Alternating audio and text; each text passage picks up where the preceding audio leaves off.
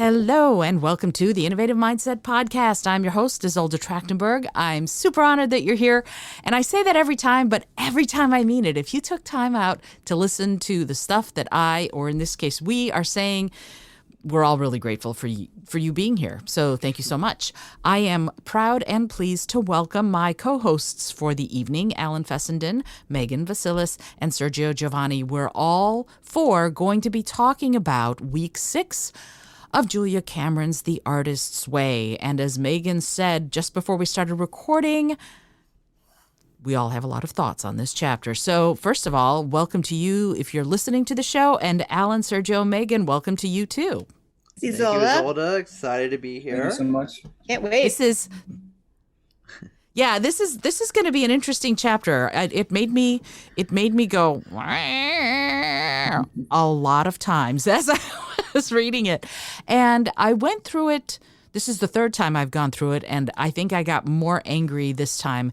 And I wonder if she sits back, Julia Cameron, and goes, these people are going to be so pissed off during this book. And she expects it. You know, she expects us to all be really ticked off. Maybe she does. I don't know. So let's talk a little bit about how the week went before we get into the tasks and all of that. Let's do a check-in before we start talking about recovering or rediscovering your sense of abundance. How are you all doing? Alan, why don't you go first? What was your week like? And did you get to the tasks? Did you do the morning pages, the artist state? What happened? Do tell. Oh my gosh. Oh, my week. I feel like I sort of blocked out The Artist's Way for like a big portion of it. Even though I was thinking about it, I was just kind of like, I can't do these tasks. I have to wait for that right moment. I don't know. I was like waiting for inspiration. So today I was like, what are the tasks? Oops. But I read the book early actually, and I think sometimes when I do read the book right away, then I'm like, well, I read it. I'll get back to it in a second, and then it takes me a little longer. But I did do my morning pages, and I sort of did a makeshift artist date, which was kind of like a full day affair because I got my hair cut, and I was like, I got this place I go to out in Williamsburg, and I'm like, oh, I like getting my hair cut here. I'm going to make this my artist date. So afterwards, I went and got lunch at Champ's Diner and had a delicious, amazing vegan parm sandwich. Ooh, yum. It's so good. I was like, I was like reading it. I was like, they have vodka sauce, and I was like, I think I like vodka sauce, and it had like a ricotta cheese, and it was so good. I was like, I do love vodka sauce. I just never, sometimes I'll eat it and I just won't appreciate it because I'm just like, all the noodles and everything else is too good. I'm like, oh no, this is really good. And that was nice. And then I went to my favorite vegan donut shop in New York right now, which is Dunwell Donuts, and I got only 2 donuts, which was a artist date thing because I'll always like buy extra donuts just to have them around, like that. And then I took the rest of the day to myself, and that was, I think I did something else, but that was the gist of it, and I just had a nice day to myself. And then the thing that got me was like, oh, you're supposed to do the counting is what she talks about later, and keeping track. And I was like, I was so resistant to this idea. I was like, I'll do it, but I know it's just going to be mostly all food. And I didn't really do it, but I know it was mostly all food. I hear you. Still. So yeah, that was my week, and I probably had a couple insights here and there. I think I had a really good therapy session where I was like, I think this is linked to this, and this is linked to that. Can you believe it? And she's like, absolutely. Good job. Wow. That's awesome. Very cool. Thank you. But yeah, maybe that'll come up later or not. But I'll pass it on to Sergio. How was your week? Thank you for asking, Alan, and thank you, Isolde and Megan and all the listeners for joining us this week. First, I just want to say that vegan parm and donuts sound like such a rad combo. I am so jealous of that artist date, and yeah, I'm glad that you were able to enjoy it and just really relax afterwards and take that time to yourself. Yeah, thank you. So this was a really busy week for me as well. And it's funny, Alan, that you say that because I feel like the artist way definitely did not get enough attention this week for me, unfortunately. So with that being said, I did not do all of my morning pages this week.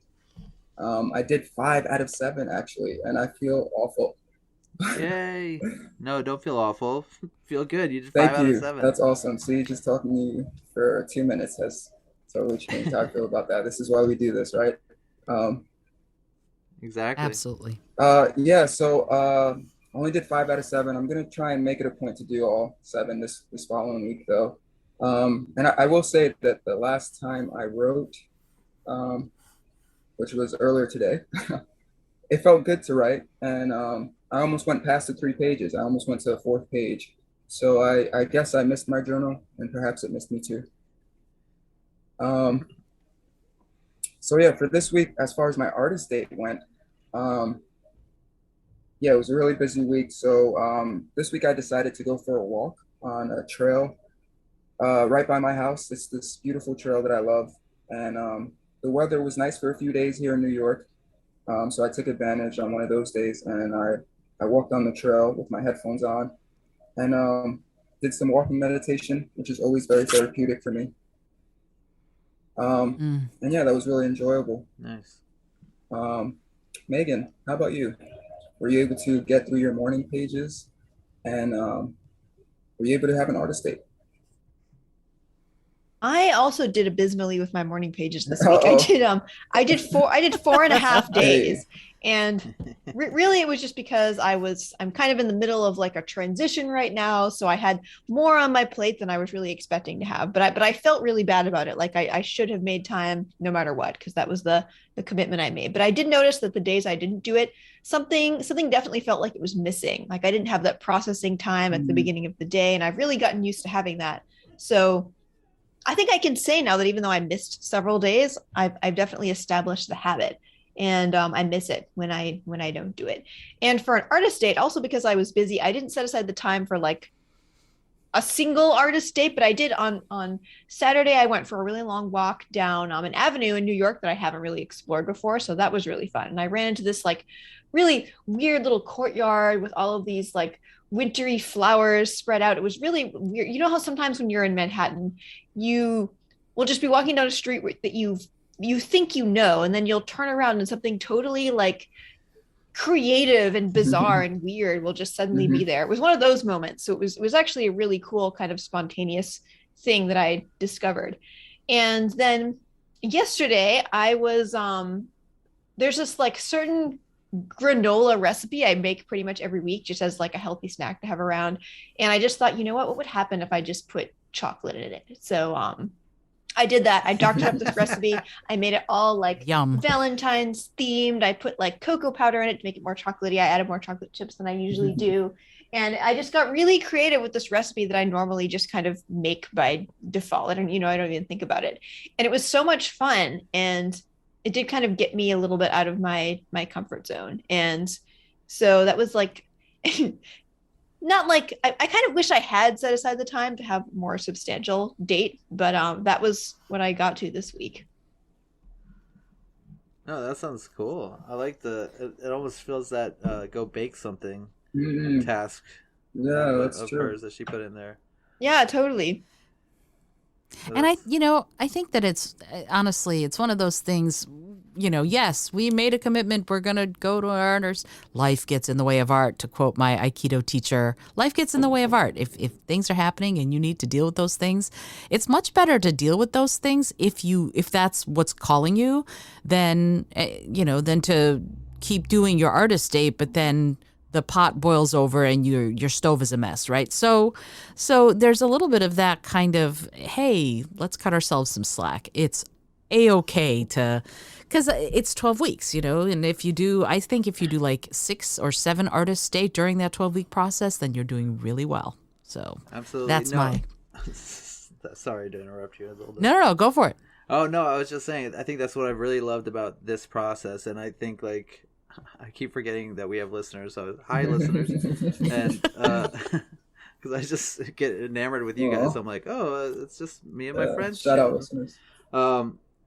So is every listener. If you're listening to this, you're our friend too. Absolutely. So there you go. Absolutely. And what I love about this process is it's made me have to like just keep going and not get lost in judging myself for all the things I haven't done, and like every little task that I didn't do. And the first time I tried to do it last summer or whatever, I was like, oh, I didn't do all 10 of the task. I can't move forward. I have to like extend it, and it got me so much pressure. And this is just moving like.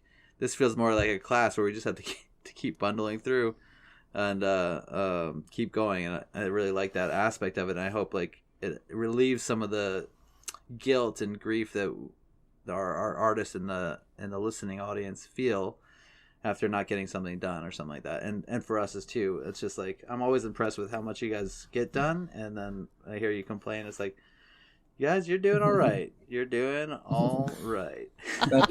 Thank you for that validation. I appreciate that. That's lovely. And you know, I think that's the thing. I think one of the reasons artists work in groups sometimes or have cohorts or things like that is because if you're an artist, you're breathing rarefied air in some ways because you're striving to make something out of nothing. And that can mean that you're out on the precipice. You know, you're standing in front of the precipice sometimes and you don't know which way to go. And it helps to have someone in your corner going, you're going to be okay. Even if you didn't do all of it, you're going to be okay. And you know, I'm never satisfied with what I have achieved. I'm never satisfied. And on some levels, I think that makes me hungry and keep striving. And on some levels, it's a little exhausting. So according to my husband, that's one of the things that, you know, one of the things he's here to teach me in our very, very many decades relationship is how to chill, because I don't chill very well. Instead, if I don't have something to occupy my mind and my hands, I get nervous. And he is very chill. And so he is just relaxed. I have to meditate and get mindful and do all these other things in order to get to anywhere near that sense of relaxation that he has most of the time. It's very cool. So for me this week, I actually did do my morning pages, all 7 days. And, I think I may have missed half a page in there somewhere, and that's because something, I forget what happened. I had flooding and weirdness happen this week. So in my apartment, I'm not going to bore anybody with that, but it was not pleasant. Anyway, so part of the issue for me with the artist date, though, was that I keep going back to the library for my artist dates. I mean, it's not an issue in that I feel bad about it. It's more like, well, that's where I keep going to. And this time I walked around, instead of looking at the treasures exhibit, I looked at the insects exhibit. And then if you wander around the library in the different rooms, many of which are closed right now because they're having staffing shortages. But if you wander around, there's all sorts of really cool just art on the walls. I remember one time there was a Charles Addams cartoon exhibit, so you could wander around and see original Charles Addams cartoons, comics, you know.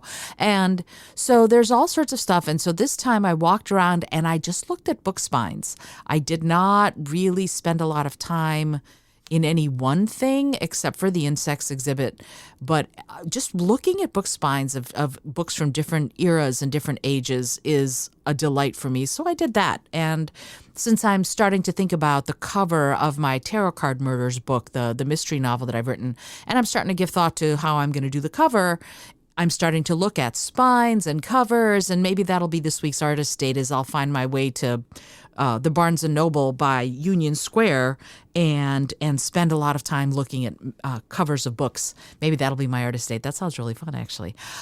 So what about the tasks that we set ourselves, that she set for us this week? Have you had any luck, any of you, with For example, counting what you spent your money on. That was one of the tasks that she said we should do this week is notate what you spend your money on, in part so that you can see what you find important.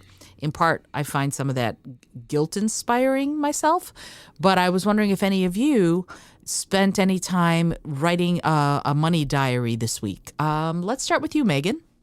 I did do that actually. Well, at least in the sense that I looked at my Mint account at the end of the week to see what I spent my money on.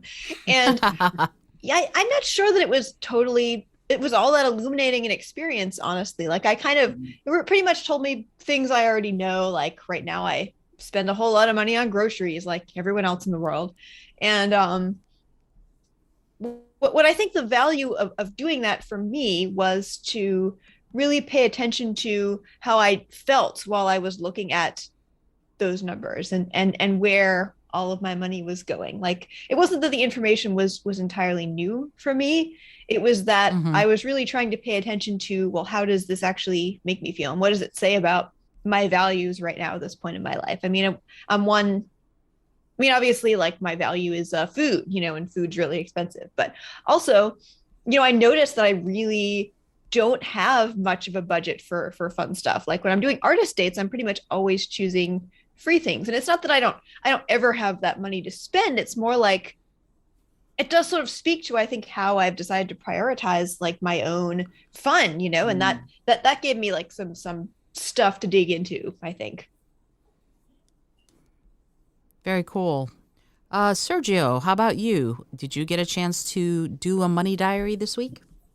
And if so, how did that go? Yeah, so I did start one later in the week, and just like Megan, it wasn't very illuminating, or it wasn't really a learning experience. I guess that's something I do already myself.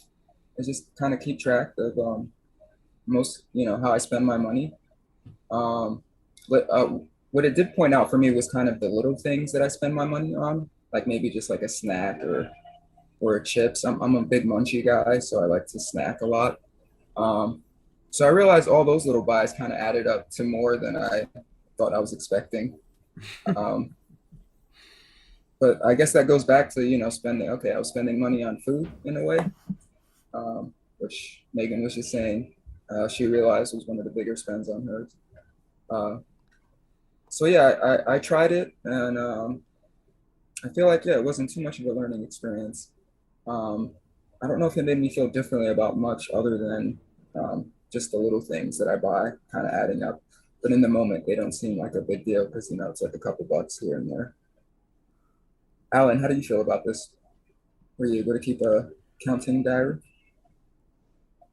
Well, I think I already claimed I didn't, so I shouldn't say I did. I'm sorry about that.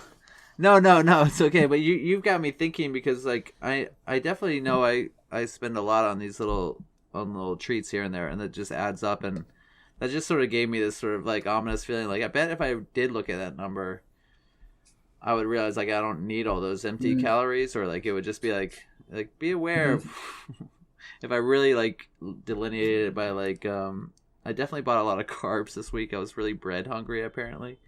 I ordered pizza for myself, and then I got my friend came over, and I was like, I'll just get a half dozen bagels, and for some reason they gave me a dozen bagels. Now I'm like, oh no, not a dozen. Awful. What are you gonna do about terrible, that? But I froze 4 of them. I sent my friend home with 2, and then I ate 2, and she ate 1.5. And I'm gonna keep eating the bagels, honestly, but gotta eat the bagels. Don't want to be wasteful. But no, this is like, yeah, this is definitely something I do keep track of my money, and I do sort of, I'm very, I look at my bank account every day to see what it's doing. But definitely money is a thing I've had an issue with, and like keeping track of it. And I think it was years before I even had a savings account, and that was like from the prodding of one of my ex-girlfriends, was like, you need to have this, and I was like, what am I gonna save? But having a savings account lets you save, and then you're like, oh, that's how that works, and then you have emergency funds when you need them. It's great. But yeah, no. So the one thing I did do is I bought a deck of cards because I was just like picking up some groceries and at the like a bodega, and then I saw these cards behind the counter, and I was like, "How much are the cards?" And the guy's like $4 or whatever. And I was like, you know what? I'm gonna let myself buy the playing cards just because like I've always liked cards, and I don't really play board games these days, and or any type of card games. Me and my friends used to play spades in college, and it was so fun. That was we would we would talk about it all the time. And obviously now it's different, but I let myself buy those cards. And then I think I showed you guys earlier these Queen cards. I found that I had already a playing card set that was given to me at Christmas time. That's like a new set of cards that are neither they don't have the king and queen. They have a monarch and a duke. And I showed you this, but I was like, oh, this is exciting. I was excited when I first heard about those, and I got them. I probably haven't even said thank you to Santa Claus or my sister or whoever sent them to me.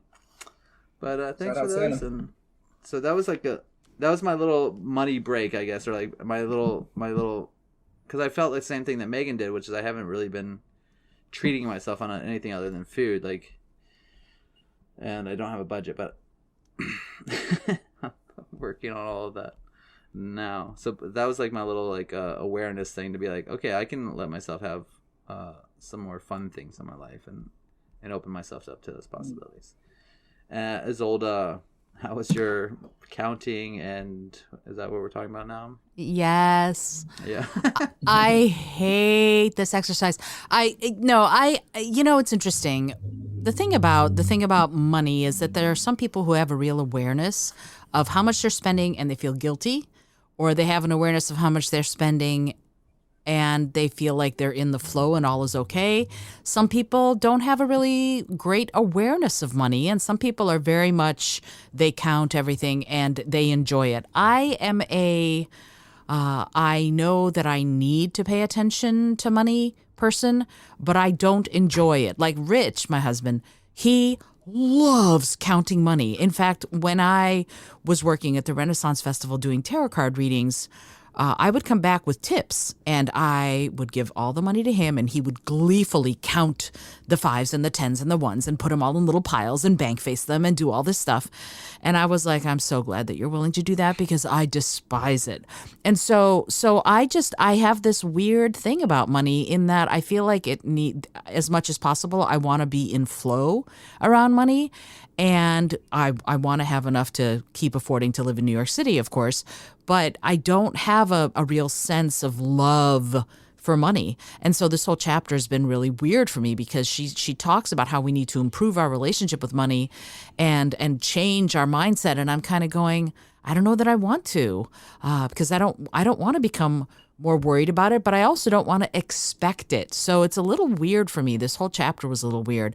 As far as counting my money, I did count it, and I went out twice this week, once to be on sushi with Rich because I bought him his birthday present. His birthday's coming up. So I bought him a birthday present. We went to see David Byrne's American Utopia. That's awesome. Nice. And so that I spent my money on that. And if you can go see it, go see it. It is incredible.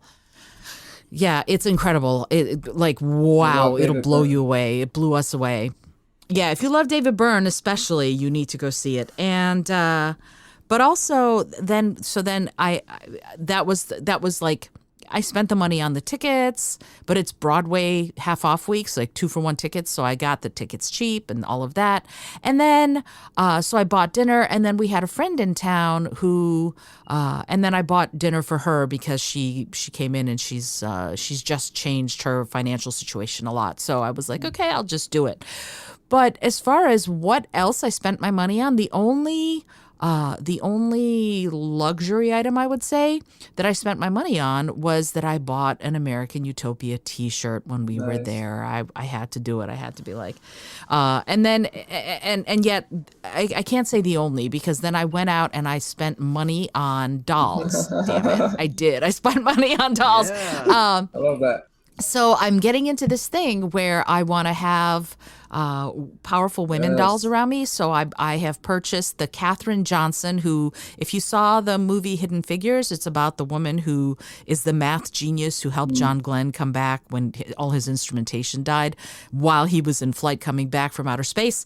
So I bought her doll, and I bought an Ella Fitzgerald doll to sort of work both sides of who I am. I bought a Frida Kahlo doll, That's who dope. is artist and amazing.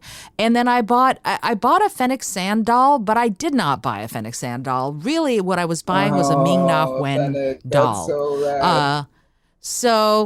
So yeah, I bought one of those little bobblehead thingies, Funko or Tunko or whatever they're Funkos. called. I honestly that. I don't know what they're called, but it doesn't even matter. What matters to me is that it's Ming Na Wen, who is a badass. She's 58 years old. She is still kicking ass and taking names. She's out there, she's fighting. She's playing these, she was Melinda May in Agents of S.H.I.E.L.D. She's Fennec Sand in Boba Fett and Mandalorian. And I'm just so in awe of women who are, I'm in my 50s and I feel creaky and groany, and I have to actively not feel creaky and groany, and they're out there just kicking butt, and I love that. So I bought her doll too, and I'm sort of building a little doll shrine along with Ruth Bader Ginsburg, Edna Mode, and of course General Leia Organa. Yes. So I spent money on that, and I felt really good about it. I didn't mind that at all. But now I have to sort of get back into the flow, and that's the big thing about this whole looking at money thing is that worrying about it just causes me stress. It does not bring more money into my life. So I'm working actively on figuring out how to do flow with money and stay in it, stay in flow, so that I'm not too worried, but I'm also not being spendy. I can be very spendy. I don't have that kind of relationship with money where I think, oh, I need to look at it all the time, and I need to make, not because I have a lot of money or whatever, but because it's not how my brain works. Usually I leave that stuff to Rich because he loves it, and I just don't. So that's kind of where I am. Let's move on. I would love to chat about are there any other tasks that you saw that you wanted to mention in the stuff that she talked about before we move on to discussing abundance in its entirety in the chapter? Anyone? Megan? I will say I, like Ellen, went through the exercises and did as many of them as I could at the 11th hour, like yesterday. So I didn't have the chance. I think probably I need to go through and spend a little bit more time with them, honestly. But the one that actually struck me the most was when she talks about throwing away or giving away 5 pieces of clothing. And I did not do that, but I did kind of, without realizing that this was going to come up, kind of like synchronicity. I did give, I just took 2 things from my closet earlier this week that just I guess because I'm sort of in this transitional place. I looked at these things one day and I was just like, you know what? These do not speak to who I am now anymore. And I just decided to get rid of them. So that, without intending to do the task, I did that task. So I think that was really interesting as a thing that just sort of happened at this stage of the Artist's Way. Maybe I was already in that mindset, like primed to be ready to let go of some things like that. Well, she says in the week prior, I think she's like, get rid of one outfit. You know which outfit it is. And I did know that outfit. As soon as she, I read that in the book, I was like, yes, I know the outfit. That's so funny. So she was, I feel like she was priming us in that way.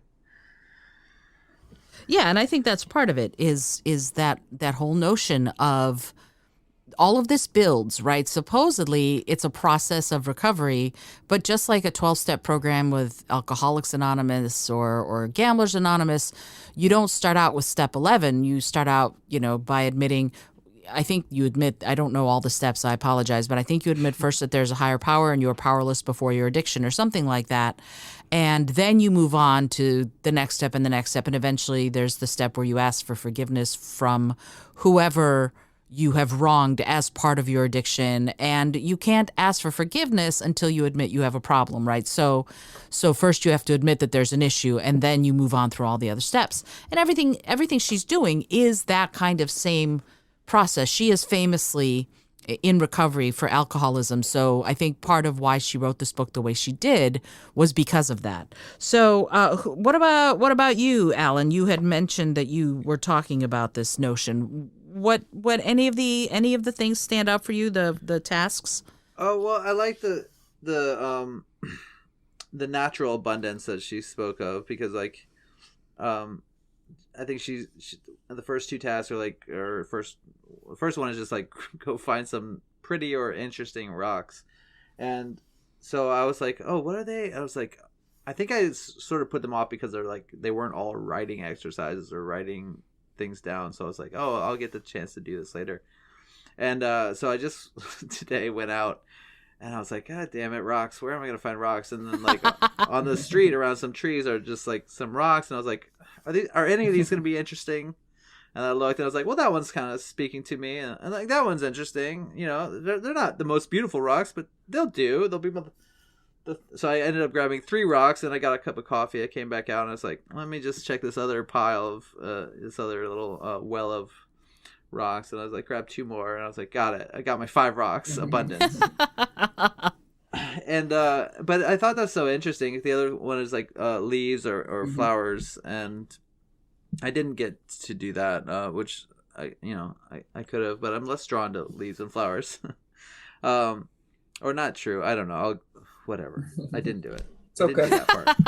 But I didn't do it either. I didn't do it. All right. But I thought that was interesting because like there is a sort of this feeling that if we run out of money, we're just going to die. Or like, I don't know. Like maybe that's my feeling.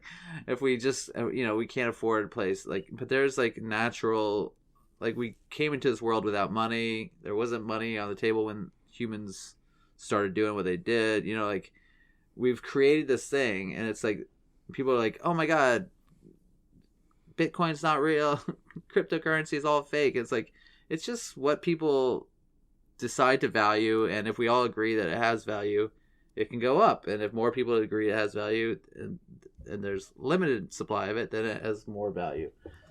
But we're sort of teaching each other, or this just felt like it was teaching us, like, there's abundance everywhere. You don't have to like go the traditional routes to create wealth or something like that. So that was interesting to me. And then I definitely felt the feeling of change in the environment, because last week I have like my hoodie hooks and I raised them so that they're not like all touching the ground, and it made me feel way better about my hoodies.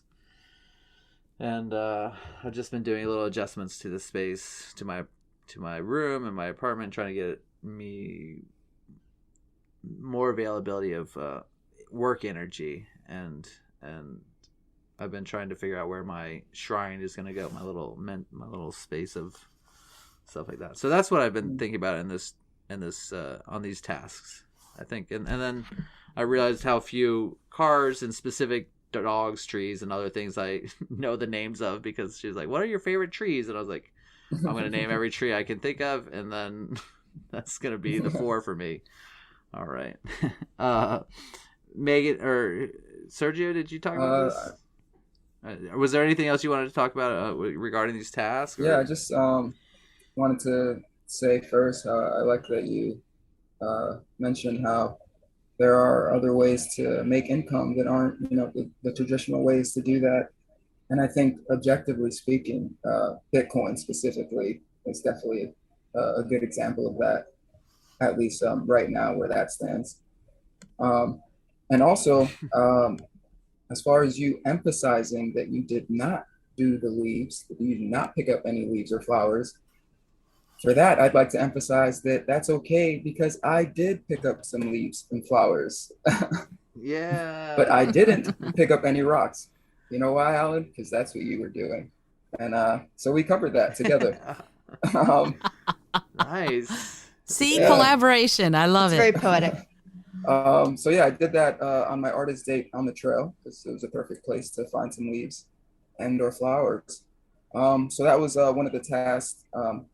that I did and that I enjoyed. And also task number two, which Megan was talking about earlier, was another one. So for a while now, every maybe 6 to 8 months or maybe once a year at least, I try to make a bag of clothes to donate. So that's just something I do anyway, but I haven't done it in a while. So yeah, the throw out or give away 5 ratty pieces of clothing. I started collecting a bag. I haven't donated it yet, but I do have a bag that I started collecting of clothes. And I thought it was weird. I don't know if anyone on the crew thought it was weird that she wrote 5 ratty pieces of clothing. Why did they have to be ratty pieces of clothing? She might have been speaking to me. I don't know.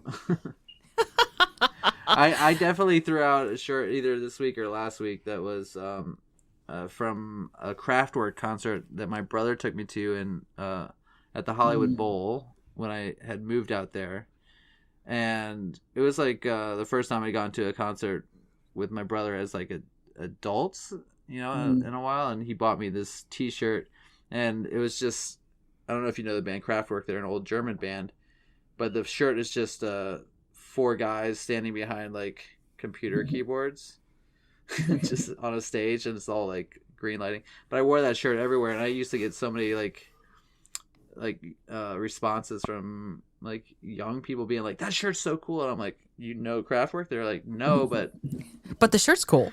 But the shirt's cool. Like, I think it spoke to them, like that image of just some guy, sort of guys being on stage creating music, and they're like, yeah, that's the thing now. They don't need instruments. It's all cool. Computers. But it was really cool.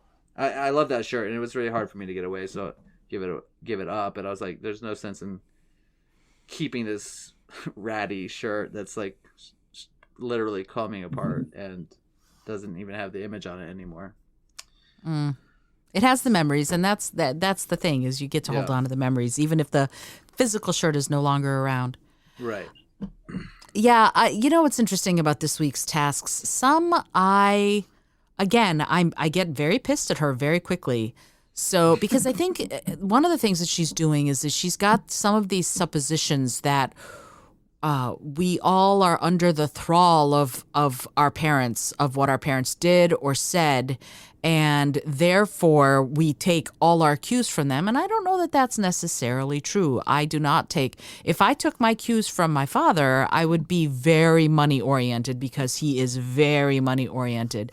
And so number 4, when she asks in the Money Madness exercise, she goes, my dad thought money was, and my answer to that was, who gives a shit? So that was what I wrote, So it's really interesting to me. Like, I don't care what he thinks about money. I care what I think about money in this kind of situation. And the same goes for some of the other things.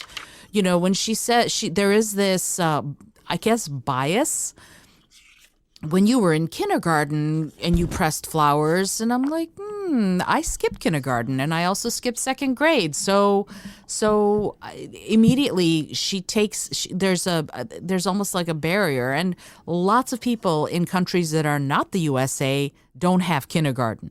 So it's interesting to me to be bounced out of the work of the book because of some of the perspectives that the author is bringing to them. So I found that very interesting. As I'm going through the book, I'm kind of having to go, don't worry about it. You just have to chill out and work it the way you need to work it. So that's part of it.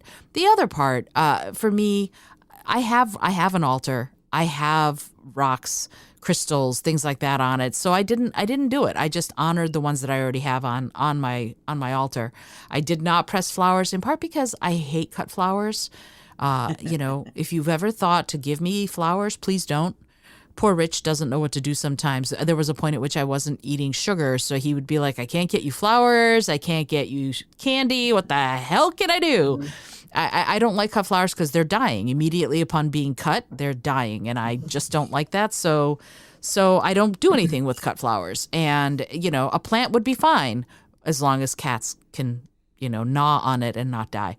So, but the creation thing, I made a pizza. And I did it like Andrew McCarthy in the movie Mannequin. And if you've ever seen the movie Mannequin, you know exactly what I'm talking about. I put all the toppings all the way around the pizza, and I wasn't stingy with the toppings, you know, like they put 2 mushroom slices down on the entire thing and go, there, you've got mushrooms on your pizza. So it was like this work of art pizza, and I loved that. The process of doing it made me feel really good. That's exciting. Yeah, it was great. That part was great. And then I had to change my home environment because of the flooding. So I did something that is really interesting, and it's changing some of the things I'm doing. The other thing I had to do is buy a new green screen because my green screen that I use got ruined. It's no longer one uniform color because of the flooding. So I had to get another one. And yeah, it sucks hard. Anyway, but what I did is I now have, and maybe what I'll do is I'll take a picture and put it in the show notes. I have these 2 curtains sets, one blue, one purple, and behind them I have the green screen. So I have this kind of homemade little studio in my tiny little office, which is not much wider than like 6 feet by maybe 8 feet. It's a tiny room, but I'm able to do my TikToks from it. And I'm doing this thing with TikTok that I got inspired to do this week where I'm calling them song thoughts. And I'm recording little snippets of melodies that I write, that I create, and little word rhymes that I write and create. And I'm recording them and I'm singing them in front of the green screen. And here's how you can sort of think about this. I've been doing this art project where I'm doing some kind of a creative art piece every single day, a digital art piece. And a lot of them are coming out very like kaleidoscope-like. So I'm taking those and I am putting them as the I'm green screening them. Background. Yes, I'm making them my background awesome. as I do these little song thoughts about creativity and being an artist and whatever That's else so comes great. into my mind. And I'm putting them up on TikTok and Instagram Reels. And one of them, which was about a couple of guests I have on the show, Odyssey and Mike Kaplan. Odyssey being a hip hop artist and music producer. When I did the one for him being on the show, that one went nuts. I got more likes on it than I have ever gotten on anything I've ever posted on Instagram. It's like in the hundreds. And Nice. yeah, it came out great and it was a lot of fun. And so this is another way where having to retool my environment brought me to this really cool new thing that I can do in a really actually very easy way. I have this app called Teleprompter, and here's the thing about this app, and I highly recommend it. If you can spend the $20, it's this app that you can video record yourself, but at the very top where your camera lens is, you get a little teleprompter of whatever it is you want to say, and you can video record yourself. And when you're done, you can create you can add a logo and you can green screen. So if you record in front of a green screen, you can add whatever background you want. How cool is that? Sounds That's rad. pretty cool. Yeah, it's really, and I'm having a really good time with it too. So, and it's a way for me to talk about creativity and art and ingenuity that uses my singing. And so I'm sort of integrating all of these different aspects of what I do into one message. And that may be the very best thing that comes out of this whole process for me is that kind of integration, because I often spread myself too thin. So That's there really great. you Can go. I ask, as far as the art project, is that something that was supposed to be for like 3 months, 5 months? Is it just ongoing until you feel like you're done, or is it forever? How? Okay. It's a year. In 2010, I did a year worth of short stories. You may have heard me talk about this in Writers Group. I did a micro short story every single day from a word prompt for a year. And some of those I turned into screenplays, and then we turned them into movies, and it went all over the place. And so back in September, I started doing an art piece every day. It's a way of sparking my ingenuity. And when I work with my clients, when I go into companies and organizations to do this kind of ingenuity and innovation work, this is the kind of stuff I talk about, that you can set yourself these incredible creative goals. And I don't take a lot of time making this stuff, right? I don't take like an hour. It takes like 10 minutes in the morning, right when I wake up. Whatever I've been dreaming of, I create an art piece around it. And Some of them are terrible, some of them are really good, some of them are, don't ever show them to anybody, although I'm showing them anyway, because I figure let's be creative. And some of it is going to suck, and sometimes you have to get past the suck to get to the juicy good stuff. So there you go. Alrighty. So yeah, that was the long answer to a short question. So let's talk about abundance, unless anybody else has something you'd like to say about the tasks. No, I guess I'll respond because that money madness exercise was interesting because I think like it is set up for people to have certain reactions. It feels that way. It feels like people are gonna have certain things here, but I always felt like I was like some of them were like, yeah, this is easy, and I don't know. I wrote my mom always thought money would be there. I think it stressed her out, I think, but I felt like she was always like, it's coming in. We just have to manage it.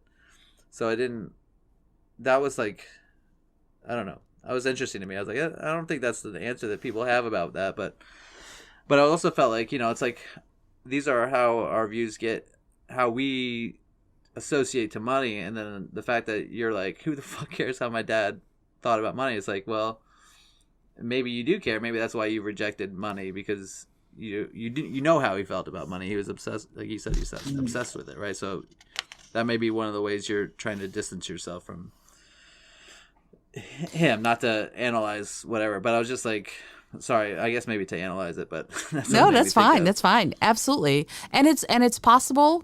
The way I look at that kind of parental relationship, if it's not a positive one, is that when you are neutral towards the person, when you're like, yeah, whatever, then you're done. I don't know that I will ever be done with my issues around my dad. And this isn't this isn't an episode about we're not talking let's psychoanalyze Isolde, so I don't want to get too much into it. But I think no.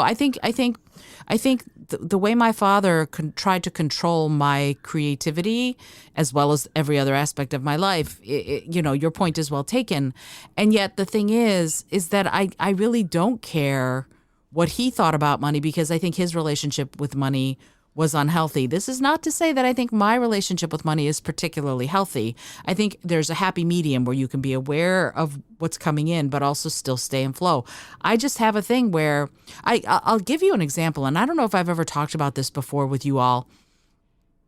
So many years ago, back when I lived in D.C., I had my mail stolen, and the guy who stole it he lived on my block, which, but he stole a credit card, and then he came back and stole a checkbook and got the PIN. So he was able to just start taking $300 out day after day after day.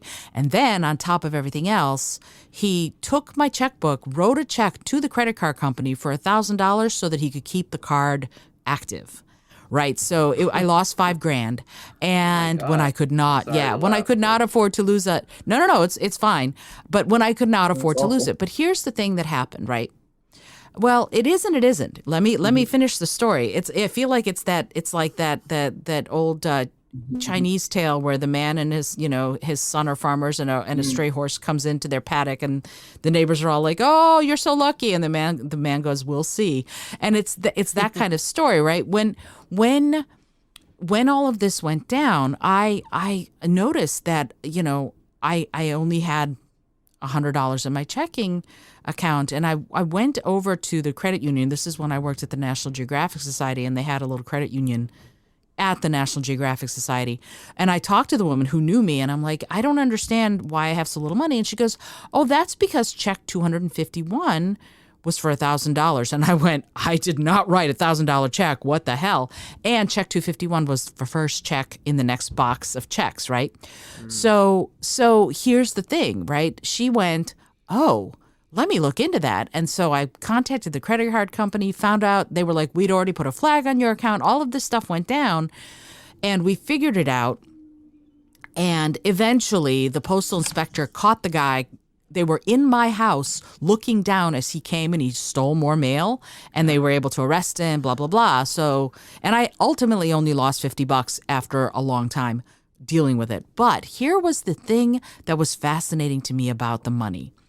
I'm standing at the National Geographic Society Credit Union, and I'm talking to the woman, Tammy was her name, who we were trying to investigate what was going on. And I was supposed to have like $1,100 in my account, and I was suddenly had $100, and I was freaking out because I had written all these checks and it was going to be very bad. And as I watched her, she hit the left arrow, left arrow, left arrow to in front of that one and added another one. And she goes, "Your money's back." And I went, "What?" And she goes, "It was clearly our fault. We should not have cashed that check. It was not your signature. I just put the money back." And I realized that was it, that's what money is. Money is a construct. We all agree that it's there or it isn't there. And she just went over, left arrow, left arrow, left arrow, one, and my money was back. So that just, it freaked me out, but it also opened my eyes that so much of this is because we perceive it.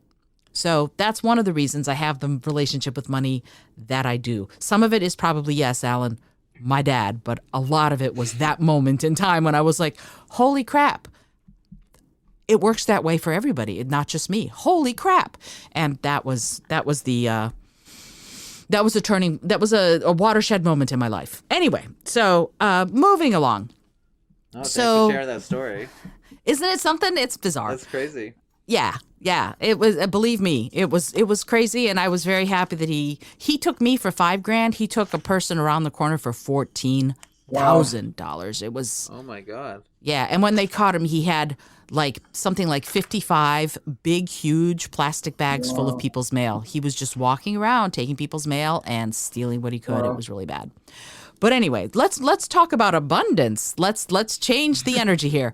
So I'm going to read the meaning of abundance. I looked it up in a couple different dictionaries, and I want to read the meaning of it because the whole chapter this week is supposed to be on rediscovering that sense of abundance. So according to dictionary.com, the meaning of abundance is an extremely plentiful or over-sufficient quantity or supply, which gives it a slightly negative connotation. Bear that in mind. The Merriam-Webster says an ample quantity and abundant amount, profusion. Those are the meanings of the word abundance. So I wanted to talk to you about those meanings and ask your opinions about whether or not you agree with those meanings, or if you have another one. What does abundance mean to you? Sergio, why don't we start with you? Sure. I feel like in regards to art or just in general.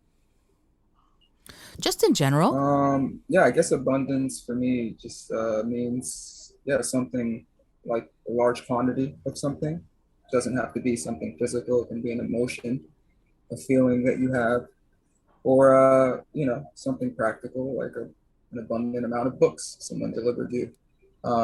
Maybe that's just a really basic way to look at it, but that's what abundance means to me.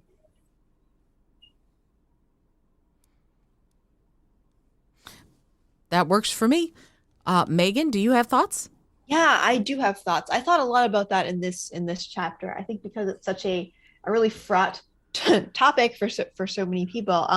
I think for me, what abundance means is that I no longer have to think about what I don't have.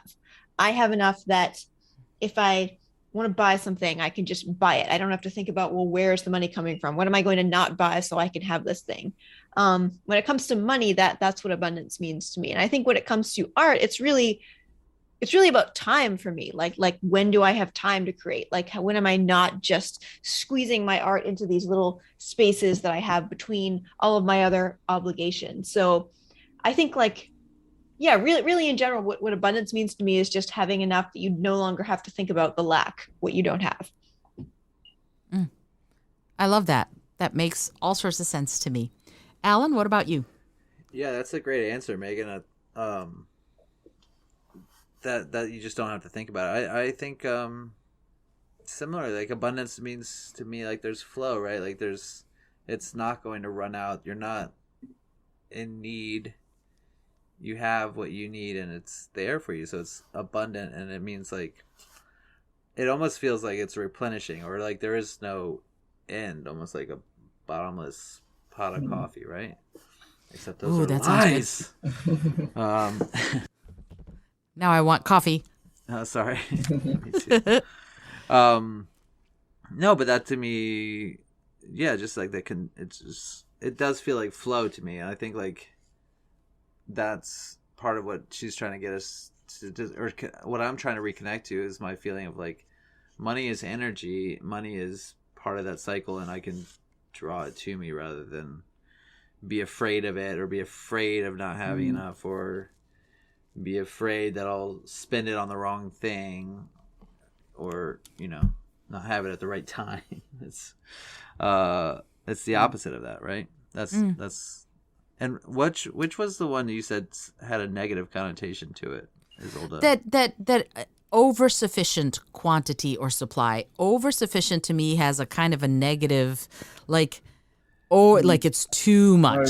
It's a bit extra. Excessive. Yeah, and it feels a little weird to have read that. I was like, oh, that feels like an ill-fitting suit a little bit. I'm not sure that I to me, abundance is always the notion is plentiful, not, in dictionary.com, it's extremely plentiful. It's over sufficient. And to me, abundance is plentiful. So there, like Megan said, there is no lack. But, for my thought on it is very simple. It's one of my mantras is I am enough, I have enough, I do enough. And when I feel satisfied in all three of those, that is the sense of abundance to me. I love that. Really beautiful. I love that. Thanks. So let's move on. This is where things get problematic. You remember me talking, and Alan and I we got into it a little bit a couple weeks ago about me being like on the soapbox about Alan, I have a great memory. It's not just you. It's just I know you're frustrated by it. I can tell. But it is interesting though, that notion of you get, God gets the credit if you succeed and you get the blame if you fail. This chapter made it so explicit to me that, as long as you believe, then the money's going to come. If you don't believe in God, then you're doomed essentially. And so that brings me to my question here to all of you. Can we have a sense of abundance without a sense of a higher power? Can it be the energy of attraction that's working in our lives instead of, or maybe in addition to, if this is what you believe, a God figure in our lives? What are your thoughts on that? Megan, why don't you start? Yeah, I think I had a lot of issues with this chapter too, for that reason, because she seems to attribute so much of where your sense of abundance should come from to like a belief in a higher power. And again, I think my issue with that isn't that she has this belief system. It's that she's writing this as if it's should be accessible to every single person with every single kind of belief system. And it's not really inclusive in that way, the way she's talking about it as if it is.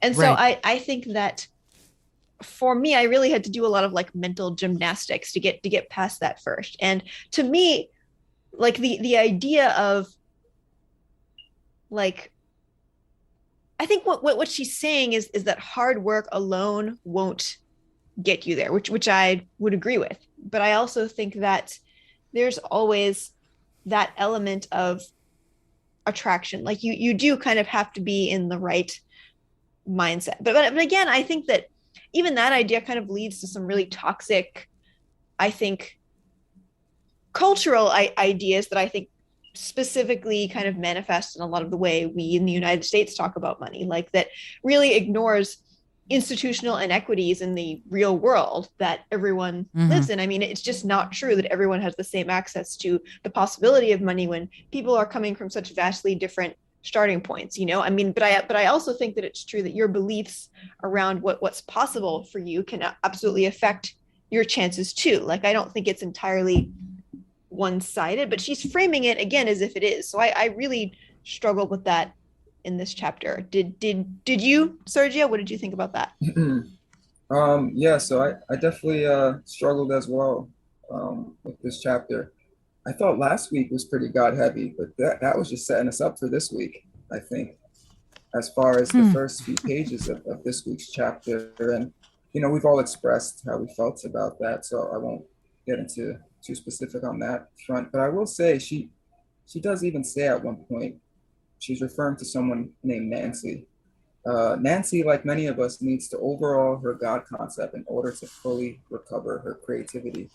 It's exactly what Isolde is saying. Like, if according to Julia, if you don't follow or believe in this or have faith in this kind of God, an idea that she's placed in this book, then you may never reach your full creativity or even recover it. And yeah, that just doesn't sit well with me. With that being said, again, I do have a spiritual side to me, so I don't think there's anything wrong with that or having faith. That can be a beautiful thing, and I respect it. Um, but yeah, I did have trouble with that, and I like how Megan was talking about doing mental gymnastics. I think, is that what you called it? Yeah, Yeah, yeah. that's awesome. I have to learn how to do. I have to do some mental stretching and try that out when reading some of these chapters. Um, and I just really liked how you try to do that to make it sit well better for you. And yeah, Alan, how did you feel about this? Well, I'm still breathing, so I loved it. God is there. Like,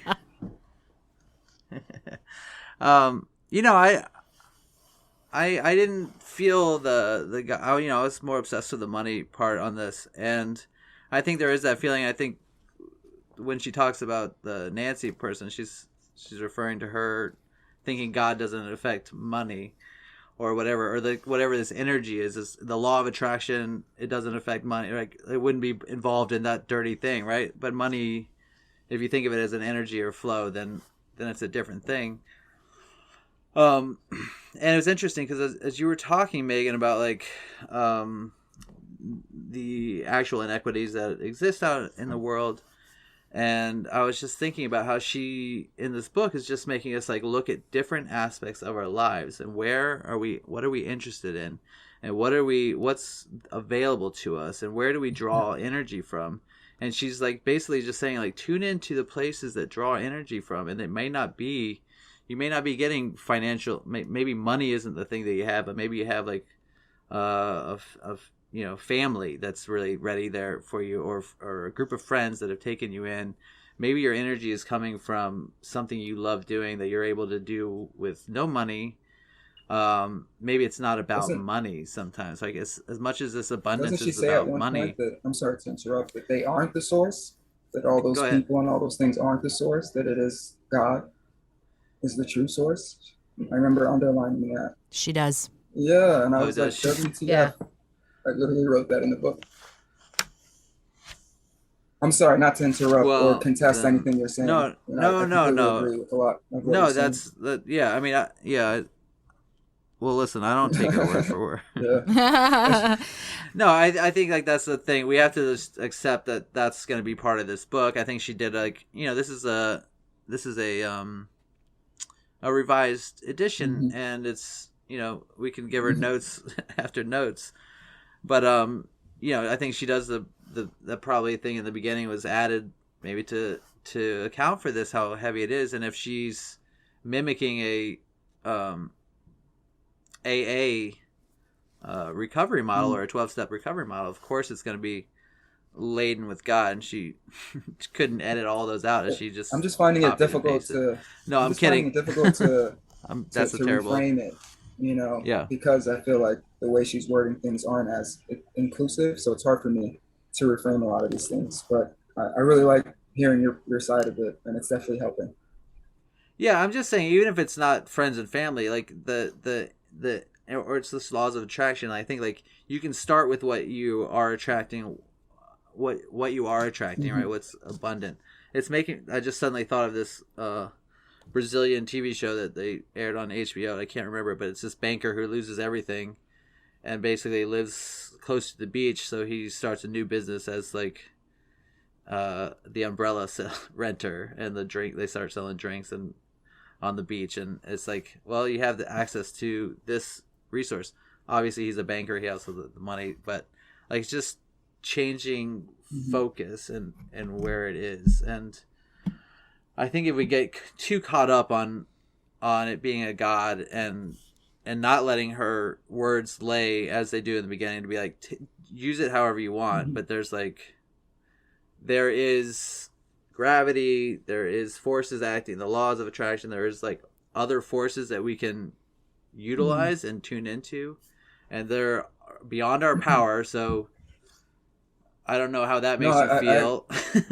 But I'm on Earth thanks to gravity. You know, like there's a bunch of elements that like we don't understand, and whatever people have written about what God is, what that is, it's like it's guesses, it's like theories, and like there's a lot of people have told you down as like it's the law or it's the real truth, and you can only believe really what you really experience, I think, and that's the thing. Like, so I can't speak to how someone in a different environment would take this book. I mean, we're all taking it on our own, but I don't know. I don't think, I think we just have to accept that some things are that we're able to draw from our life and the way that we are. It's hard for me. I'm not fine. I'm struggling. I got my problems, but I think for me to be like, I can't do it on my own. I couldn't do it without you guys. I couldn't, people need help, and people. And sometimes faith can be helpful. There's, I faith can be agree with helpful, and it's a place to Totally. it's a place to lean on. And I think like the rejection of all things outside of our known, like the idea that science and religion are not the same thing, are not like science trying to prove the things that are within religion, to me is absolutely absurd. It's like we're just trying to figure it out. Alan, and just because I feel like we're having a good back and forth here, Isolde did ask, and I don't think I answered this for my question, but I'm interested to hear what you have to say. Do you feel like that you need this faith to do your art or to achieve your creative endeavors? Do you think someone needs to have faith in an idea like that? In an idea like what? A higher power, an idea or, like a spiritual force, God, what have you? Do you feel like an artist or someone needs that in order to? Yeah, I think so. I think you can call it determination. You can call it inspiration. I think an artist needs to be able to draw from somewhere. Sure. Yeah.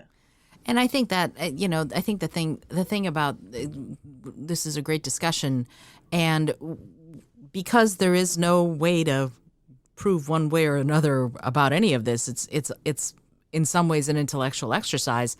It is interesting to me though that what we're discussing is what does it hinge on? What does the sense of abundance hinge on for us? Is it that we have enough? Is it that we don't have to worry about the lack? Is it that we have faith in something outside ourselves?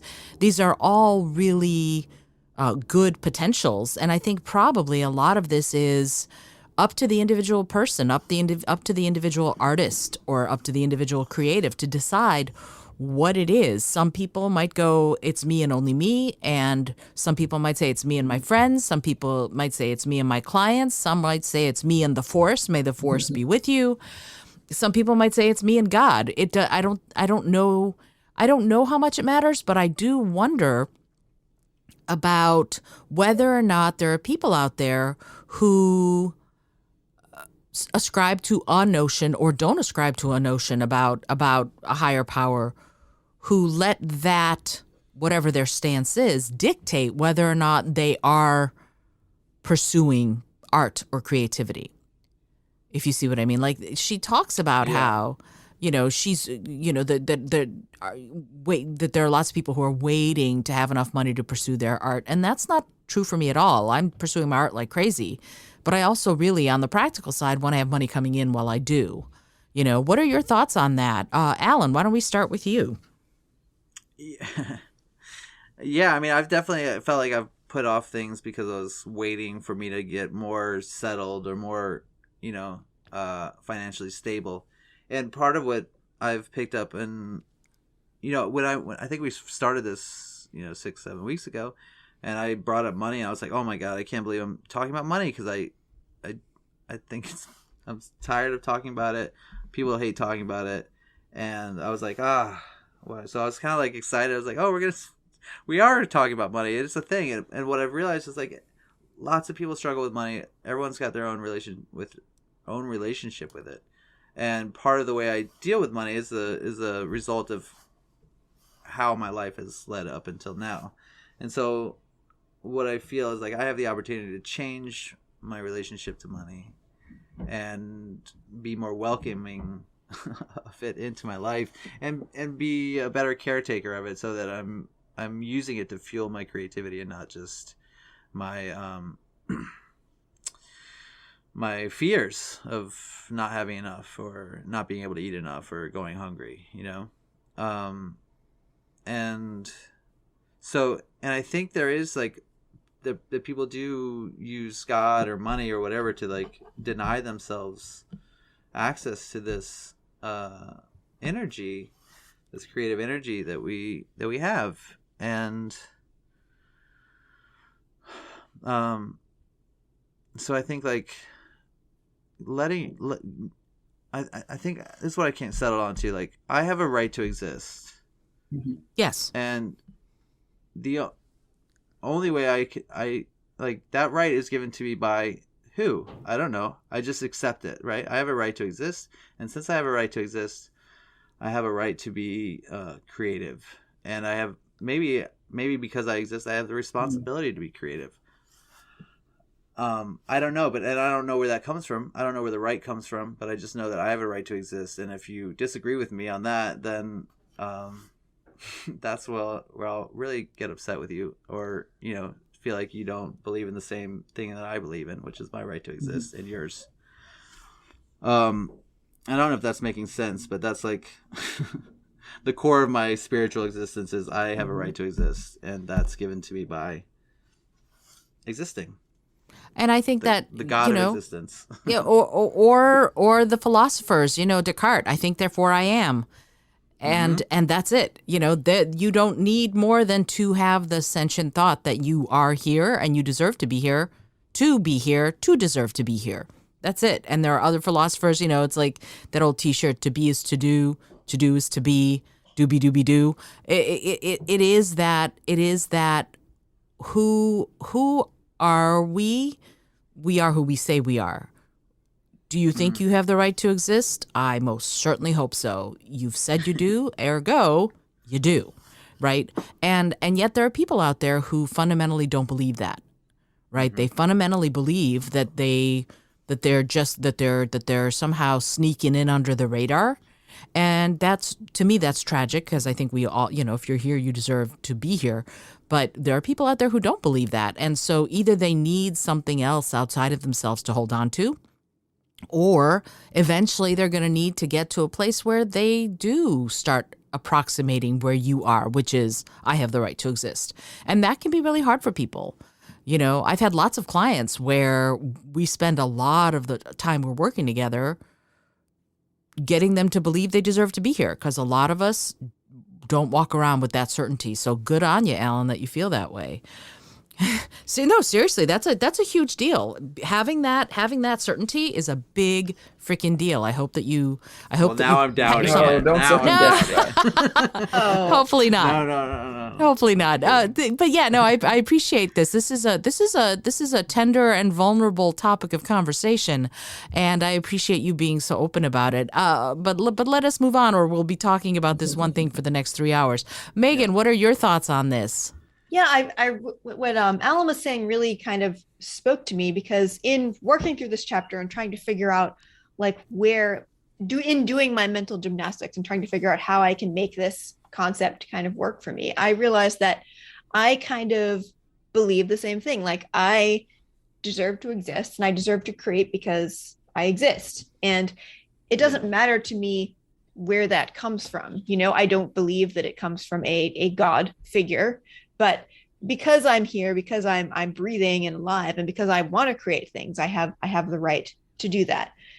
And I think that kind of what she was getting at is that if you don't have a belief that a creative career, or even like your own ability to create, if you don't believe in that, then you're not going to do the work necessary to find that in your life in any shape or form. And so that part of the chapter actually resonated with me a lot, because I think that I went through a long period of time, about 7 years of my adulthood, where I kind of gave up on the idea of creating. I mean, I was always still making stuff. I never stopped writing at any point, but I really stopped pushing to make that a bigger part of my life, because I didn't believe that it was possible. I didn't believe that that possibility even existed for me, or that it could. And I think that for a lot of people, like the stuckness she's talking about at the core of this book, I feel like it's that, really. It's the feeling that those possibilities don't exist, and that if you don't see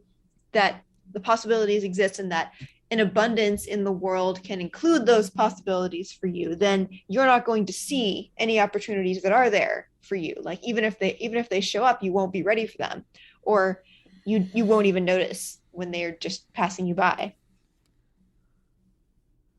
Yes, absolutely. It's like opening yourself up to flow, energy, inspiration. Yeah, wherever that comes from, it doesn't. Yeah. She seemed a big part of her process is about where it comes from and surrendering, and that's the part that I think I really resist, because I don't like to cede control in that way, or like Isolde says, like giving up credit to God when I do something that I think is awesome. But I do believe that you have to be tuned into the possibilities that exist out there in the world, wherever they come from.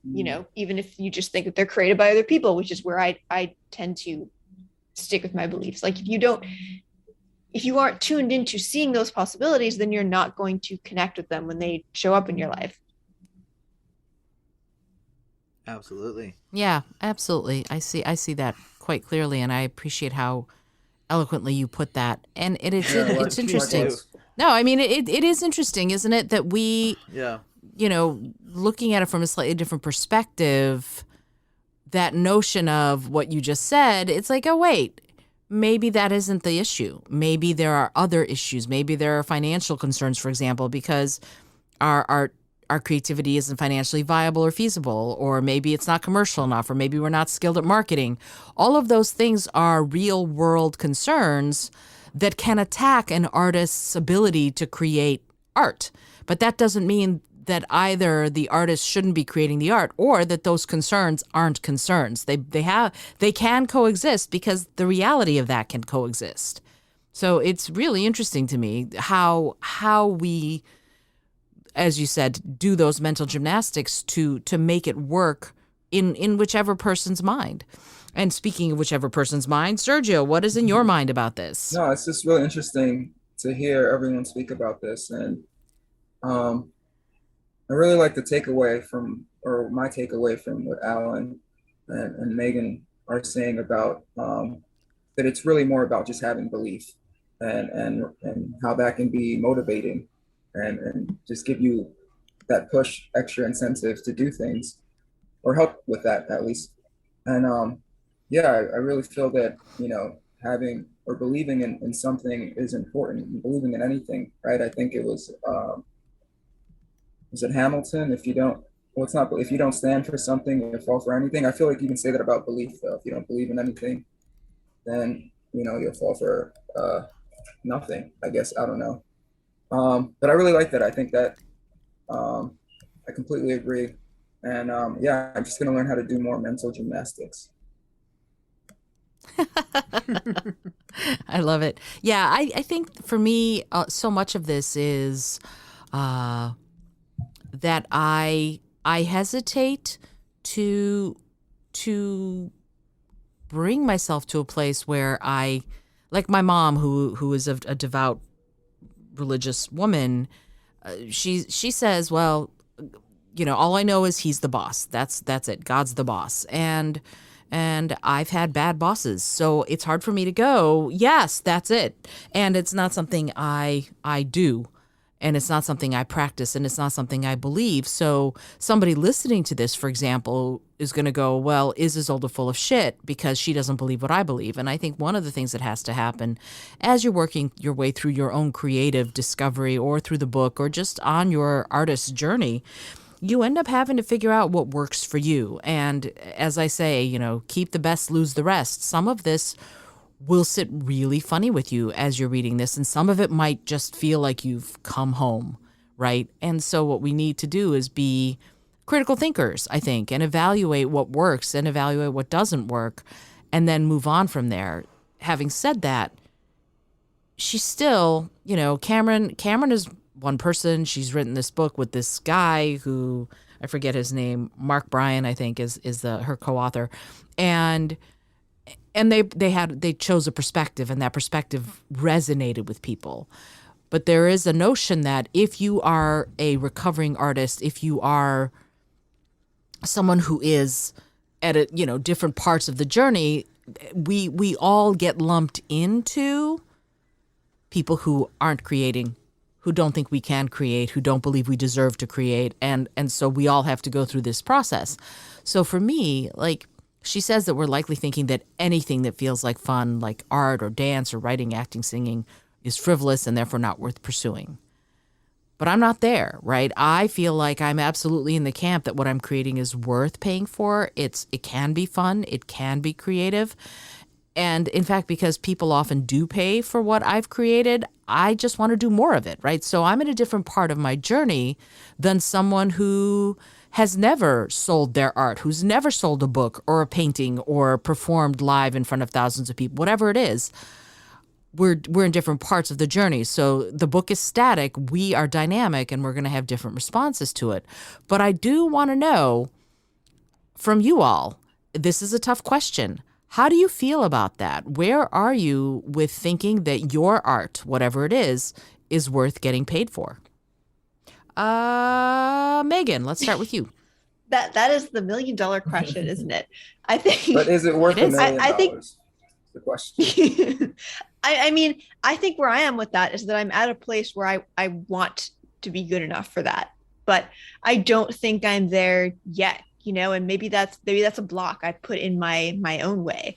But I feel like just getting to the point where I could acknowledge that, yes, this is something I want. I want to be paid for my work. I want to be good enough to be paid well for my work eventually. That just getting there was really hard for me. And but yeah, I don't think I'm there yet. I think I still have work to do. There's still, blocks I have to get out of my own way. There's still space I need to create, I think. But yeah, I guess that's difficult. It's still a hard question for me. Like, just you asking me that, Isolde, like my chest squeezed. It was like oh, I'm sorry. Oh no, it's okay. It's cool. We should talk about this because it's difficult. But yeah, I mean, I want to be good enough. I do. You are. Thank you, Sergio. What do you think, Sergio? What is the question? What is the answer for you? I feel similar. I want to be good enough to be paid for it, and in fact, I am paid for some of my writing and with the freelancing, and that felt pretty good when that first happened. It was pretty validating. I've had a couple articles that I've written online that I've been paid for as well. But at the same time, I don't know if that means that I'm worth creating the kind of art that I really want to put out there, as far as my short stories or my screenplays or just writing for film. If you ask me, do I think I'm good enough to get paid for that? That's a tough question. I don't know. I'd like to think that I will be, that I have the potential to create something that would resonate with people, that maybe you'd like to give me some money for it, but I don't know if I'm there yet. But I'm working towards it, and you are definitely such a help with that, and I appreciate you helping me grow. And I'm sorry. Aw. Let me switch it Thank over you. to Alan and ask him how he feels about this. Well, that's great, Sergio. You definitely do deserve to get paid for your art, and I'm glad that you are getting some. And Megan, you too. And I was like, doesn't Megan get paid to write sometimes? Well, yeah, I mean, I do. I write it but- for my day job, but I mean, like my creative work. There you go. Well, yeah, I don't think you need to differentiate them. I know what you mean, but I think you just need to finish your book and put it out, and then you'll be deserving of it, making money off of it.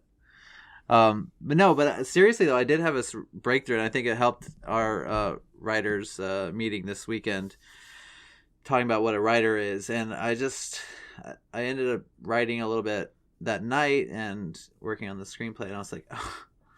I think as older you're like, that's just like, oh, writers are just people who finish, they get it done. It's true. And I was like, oh, I can just do this. And it was a huge block that I was like, wait, why did I put this here? I can just finish things and start and something, and move on them. I know there's more work to be done after that.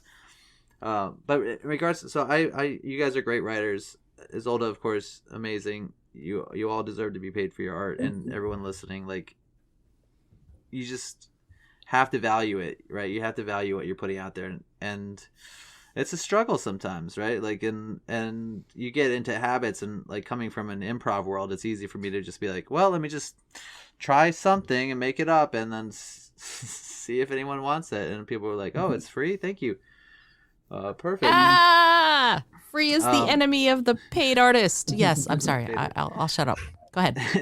No, but it's like sometimes you, as an artist, you just want to create, and it's the money's not the goal of that particular moment, but it would be nice, obviously, to be rewarded. And I've been paid to be an actor. I've been paid to direct, and I don't know if I've ever been paid to write, but I've been paid to be a comedian. Awesome.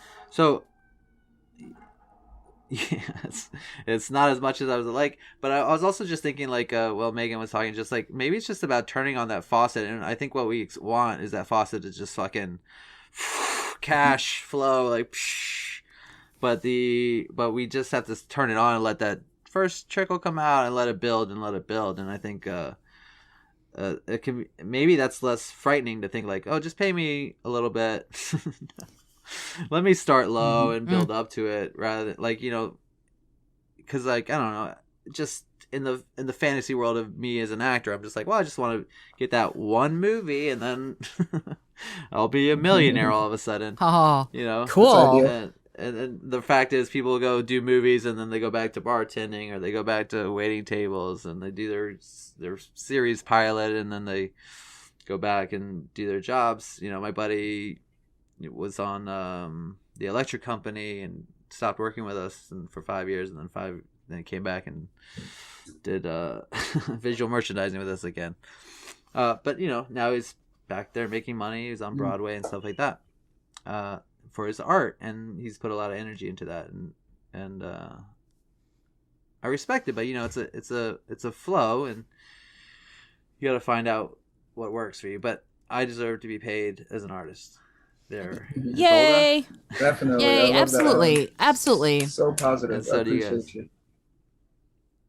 you. That is, trying you're here. succeeding. yeah. No, I mean, what's really funny about that? Yes, I think you're trying. I think you're succeeding, and I think that the hard part is that we have those doubts before we even finish, right? So it's really hard to go, I've written this thing. No, before that, I'm writing this thing, I'm creating this thing, I'm painting, I'm doing whatever it is I'm doing, and holy crap, I'm spending so many hours, so many months, years sometimes on this thing, and I'm like, ta-da! And people go, oh, that's nice, and they move on, right? So you're taking that chance. You are if you create something because, like you said, Alan, because you just need to create it, and you are not interested as a primary goal for it to make money, then hey, create it. Go you. That's awesome.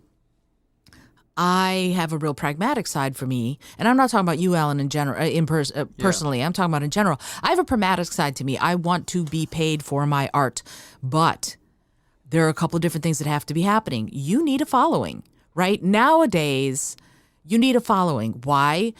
20, 30 years ago, before the book publishing industry revolution, you weren't going to get published unless you found an editor or an agent and they liked it and you were in one of the big 6 publishing companies, and boom, right? They didn't have boutique publishing. They didn't have a lot of independent publishing companies.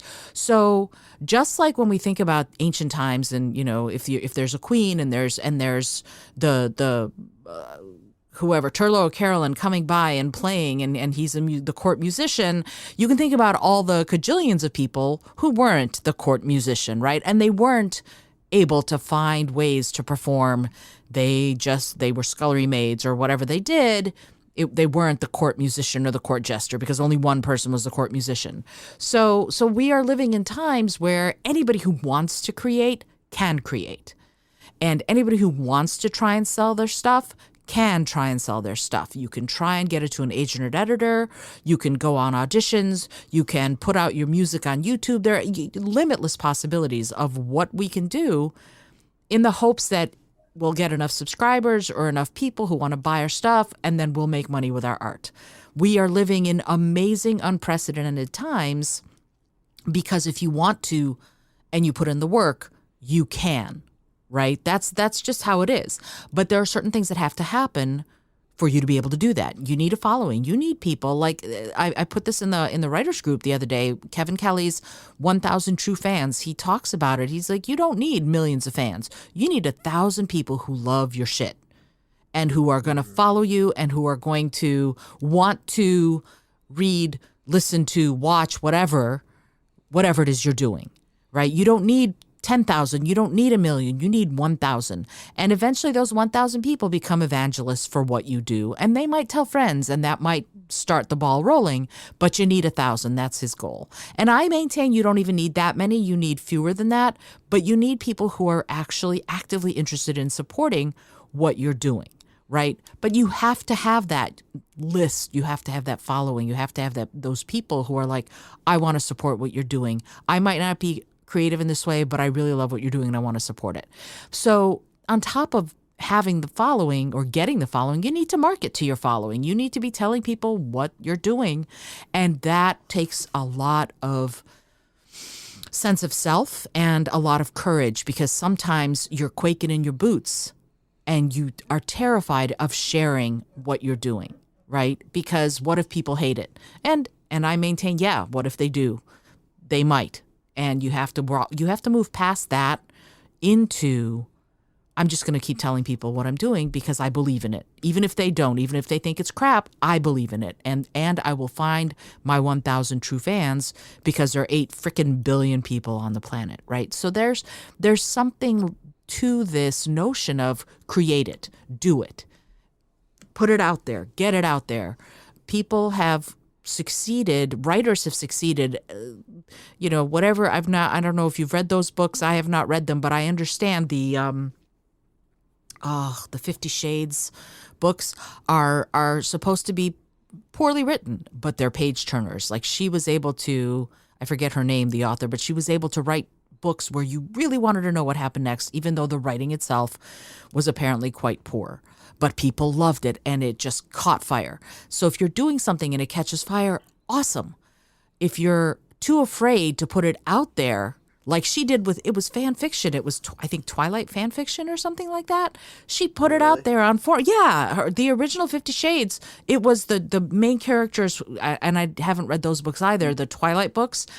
They were the main characters originally. And then when it started taking off, she changed their names so that she wouldn't infringe copyright, and they took off, right? So when we're talking about this stuff, you have to understand, I think, if you're listening to this, that you've got to finish. You must finish what you're working on. You must dedicate the time, and you've got to finish it, because you will never know if someone would be dying to read or look at or watch or whatever what you're doing until you finish it and you put it out there for people to see or read or watch or listen to or whatever. So that's part of my answer to that. The other part of it is pivoting, right? You, like Alan, you were talking about how we sometimes have to, right? You go, I have a friend who went out, he just celebrated 18 years out in LA, and he's like, yeah, I really thought that I would be out there and I would get my sitcom in the first year and I'd be a big star. And he's like, still waiting 20 years later. And I feel that way too. Like, yeah, I have put out CDs, I've made movies, I've written 6 books, and nobody cares whether or not I've already done this. It's not a woe is me thing. It's more like, okay, my job is to make the stuff and put it out there and market it and connect with people and believe in what I'm doing. And if I have to step away and go do tarot card readings because that's what I'm doing right now, then I step away and I go do my tarot card readings. And then when I'm done with the tarot card readings and I've done the gig or the singing gig or the whatever, I come back and I do my writing, right? So sometimes you have to. A really recent example that I sort of realized the other day was Damon Wayans Jr. Started the TV show New Girl. And immediately upon starting it, I think he did the pilot. Immediately upon doing the pilot, he got cast in a bigger role in the TV show Happy Endings. And he went, well, bye, New Girl. I have kind of a lead role in this other show. And he went on to this other show. And he did Happy Endings for, 3 seasons or whatever. And then Happy Endings got summarily canceled. And he showed up at New Girl's door and went, hey, let me back in. And he came back. Right? I do too. I think New Girl is great. I also liked Happy Endings. But the point is that he did it. He was like, oh, that got canceled. I'm going to go check in with New Girl. And they went, yeah, we'll take you back. You were a great character. Nothing wrong with pivoting. We are all free to make those choices. So I really feel like listening to the external force is the only thing that decides whether or not you succeed. That's one of the reasons that it makes me feel like I'm a cat being rubbed the wrong way, because I feel like if you want to do it, the key is to put in the work and then put it out there. And if that book doesn't or that movie doesn't catch on, make another one. Keep doing the work. Butts in seats, do the work. And if it never catches on, then at least you know you've done the work. But honestly, one of the things like the 4 of us have done here, and I will shut up in a minute, I'm sorry I'm talking so long, but one of the things the 4 of us have done here, I feel like I will support you 3 in whatever the hell you want to do. You want to start walking tightropes, I will support you walking tightropes because we've built a collaboration and a friendship and mutual respect of working together. And so whatever it is you want to do, I am your biggest freaking fan. And that's what we can do for each other. We can support each other. We can highlight and elevate and magnify your reach. We can magnify each other's reach. That's one of the things that artists can do for each other. Even if you're terrified, you can still magnify someone else's reach. And then when you finish the one poem, they can magnify yours. And that is crucial to our survival and also to thriving as artists. Stepping off the soapbox. It's a beautiful soapbox. Great points. Absolutely. So there you go. Phew. I'm glad I actually got all that recorded because that I've been needing to say something about this for quite some time, obviously. And boy, did I. Okay. Yeah. Sometimes I just open my mouth and I channel. It's like when I officiate weddings, people say, oh, that was so beautiful. I'm like, I don't remember what I said. I'm glad somebody videotaped because I have no idea what I just said. So I'm glad there's a recording of this. All right, cool. Let us move on. Unless somebody else has something to say about that particular topic. No, I think that summed it up. That was really, really great. Thank you, Isolde. Agreed. Absolutely. Absolutely. All right. So let us move on. Okay. So the next question that I had about this was she talks about that the notion that challenges or difficulties are virtues and art is just quote unquote fooling around.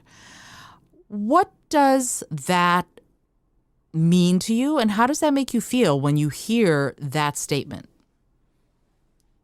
Can you repeat it? Sure. She says, I'm paraphrasing, that challenges and difficulties are virtues, that we believe that they're virtues, that they're like, oh, we're doing the right thing. And art is just fooling around. It's just something whimsical or frivolous instead of being something that is weighty and that has merit. And I'm just wondering what your thoughts are on that. And if you don't have any, we can move on. I want to really focus on the fact that some of this stuff is, again, like to quote Megan, mental gymnastics. So if you were like, yeah, I don't really think about it, we can move on. I just wanted to see if any of you have that notion that, yeah, ultimately art is frivolous, and ultimately, if I'm, in the drudgery of stuff, that's when I'm being virtuous. What are your thoughts? Alan, why don't we start with you? Yeah, I mean, I think there's definitely like a feeling that you're, if you're really grinding away and you're suffering, then like you must be, if you're working towards a goal and you're meeting challenges and you're overcoming them, then that's like, oh, you're doing the Lord's work or whatever. Right. The Lord's. And then if you want to, be an actor or you want to tell jokes, it's just like, oh, come on, like, be serious. And even like writers, like, well, what are you writing? What's so important? And there's this hierarchy, and everyone wants to be part of this hierarchy. But I think I've just come to realize, like, we need people all over the place just telling stories and lifting people up. And recently in my morning pages, the phrase "worlds within worlds" I just had to like write that a few times.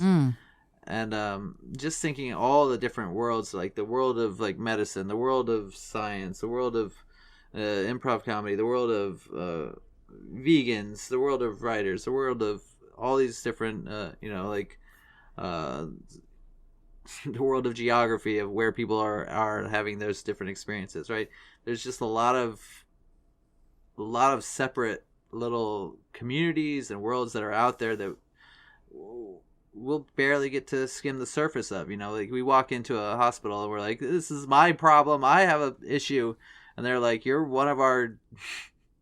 just one of the stories we're going to tell later today, right? Like you're just one of many to us. You're entering into our zone, and if we're not treating you the way you expect, it's because you're in our world and you're a passenger now, right? Like you don't get to run this world, even though it may be the center of your world in that moment. Does that make sense? Yeah, absolutely. Perspective is a huge part of all of this. But I think it's important that we have people who are artists and do capture those moments and see that stuff and relate it out to the wider world. Sure. And again, elevate it, right? That's the point, is that it's a heightened reality, because it is from a person's or from a collaborative's perspective. That doesn't make it any less valid. It's from a particular point of view. And I love seeing what somebody else their perspective on X, whatever X happens to be. Sergio, why don't we go with you next? I feel like for me, being creative is not something that isn't, that's frivolous or just something to do for fun, something not to take seriously. That's, honestly the opposite of how I feel about it. So I disagree with the notion that, just doing these productive kind of, or more practical kind of, going to work, all these things that we're told we should be doing. Not that we don't have to do a lot of these things, of course, but that we're told we should be doing. I don't see that as a virtue for me, but I do, or I can understand that, there are people out there who do feel that way, of course, and that can make it harder for other artists. And, those people can become crazy makers or, end up blocking a lot of artists, whether they're your parents, your family, friends. But that's just not how I live my life. Megan, how about you? Mm-hmm.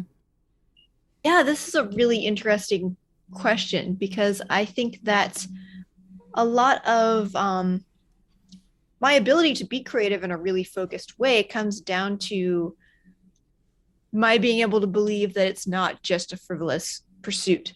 But at the same time, I think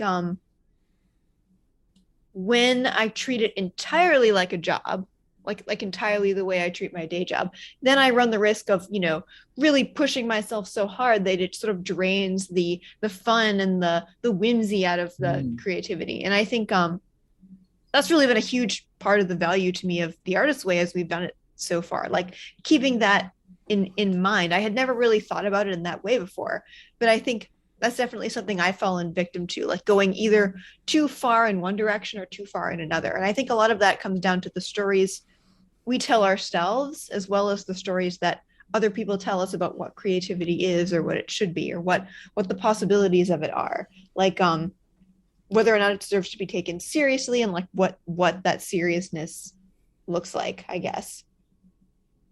I can totally relate to that. Yeah. Yeah, it makes absolute sense to me, and it's not that I'm going to be the lone voice of dissent to what all of you have just said, but I take a slightly different view. I think that her intent is to say that there's a disparity between the two, that there's a divide between the virtue and in challenge and difficulty and the frivolity of a creative pursuit, and I disagree with her wholeheartedly, yes, but also I don't see anything wrong with art being a frivolity. I think the freedom that comes with thinking, not placing such a burden on creativity, can be really uplifting. But having said that, I've written 6 books and I still look at the first blank page and go, holy shit, what am I going to say? And so I have to rely on, if I were a person who knew what to say right now, what would I say? And that's my first line of every book. And that's okay, because it can feel very daunting and challenging and difficult to do something that I actually love to do. I love to tell stories. I love it.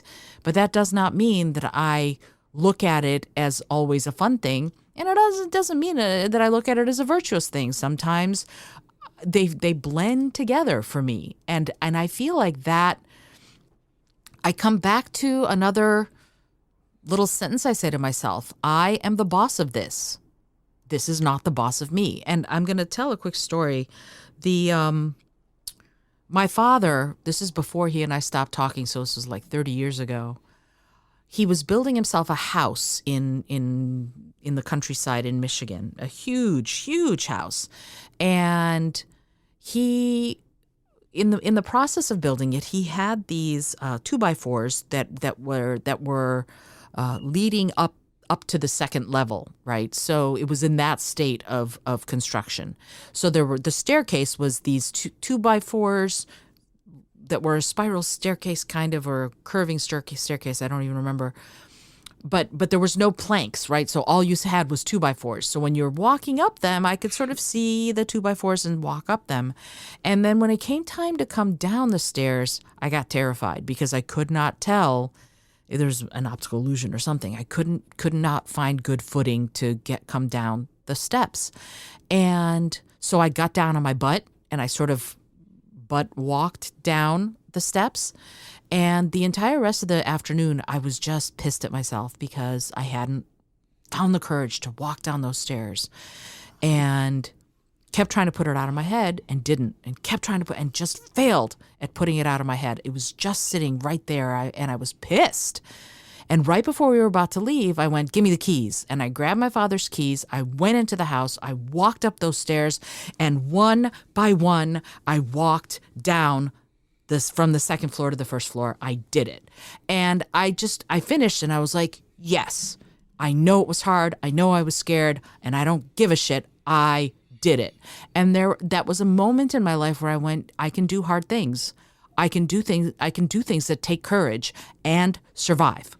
And that moment changed something fundamental in me, because even if it's really hard, even if it's really challenging, a part of me doesn't care. I'll rise to the challenge, and I know I can. And I think that is something that we all can do to various degrees, depending on where we are in our journey.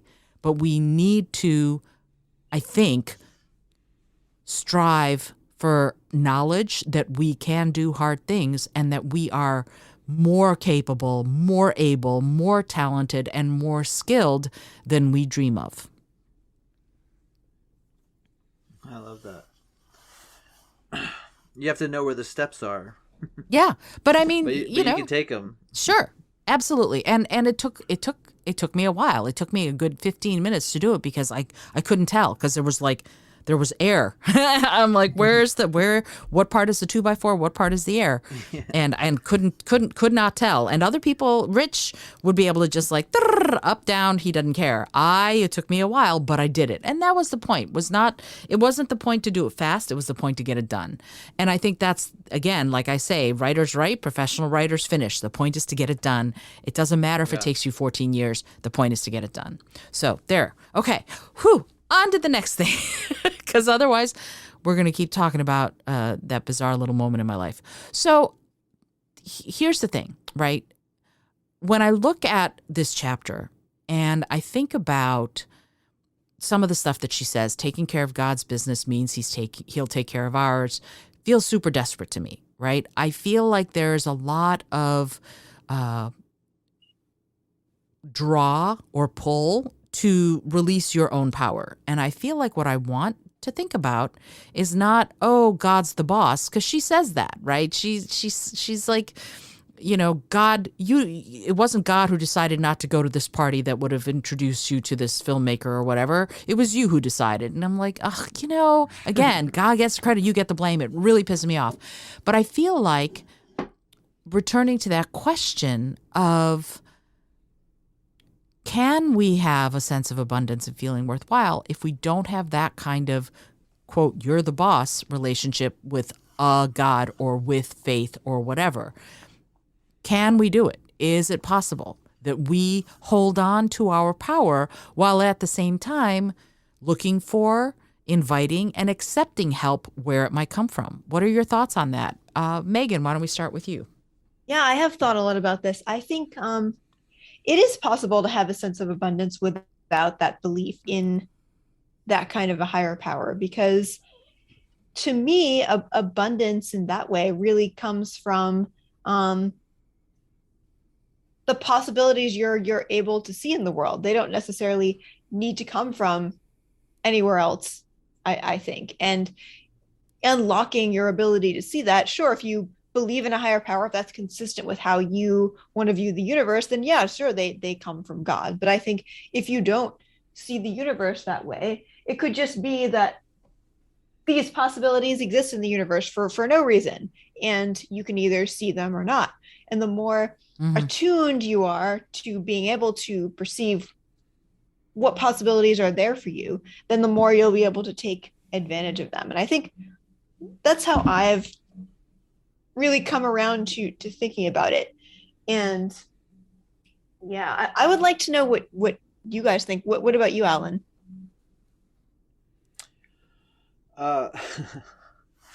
My buddy keeps telling me like, oh my God, are you guys gonna be done with the God stuff? So this is my shout out to him. So but yeah, so but the thing I mentioned him before, because he's like, it's like, whatever you want to call it, it's a tool. So if you call it a hammer, it's a hammer. If you call it not a hammer, it's still gonna work the same way. And like you just said, you can observe those things. You can observe that energy, and you can just base it purely on yourself. I have access to my powers of observation, my powers of like readiness to like move forward, my power to accept help. It's all your power to acknowledge these things. And it is weird that she's like, God didn't make you not go to that party, but it is good that that's a weird angle of it. But I think like, yeah, it's just like, you don't have to accept a God or the universe or anyone's help as long as you sort of accept that you can draw on what already exists in the abundance that's already exists in the world. And that to me is flow. Yeah. Yeah.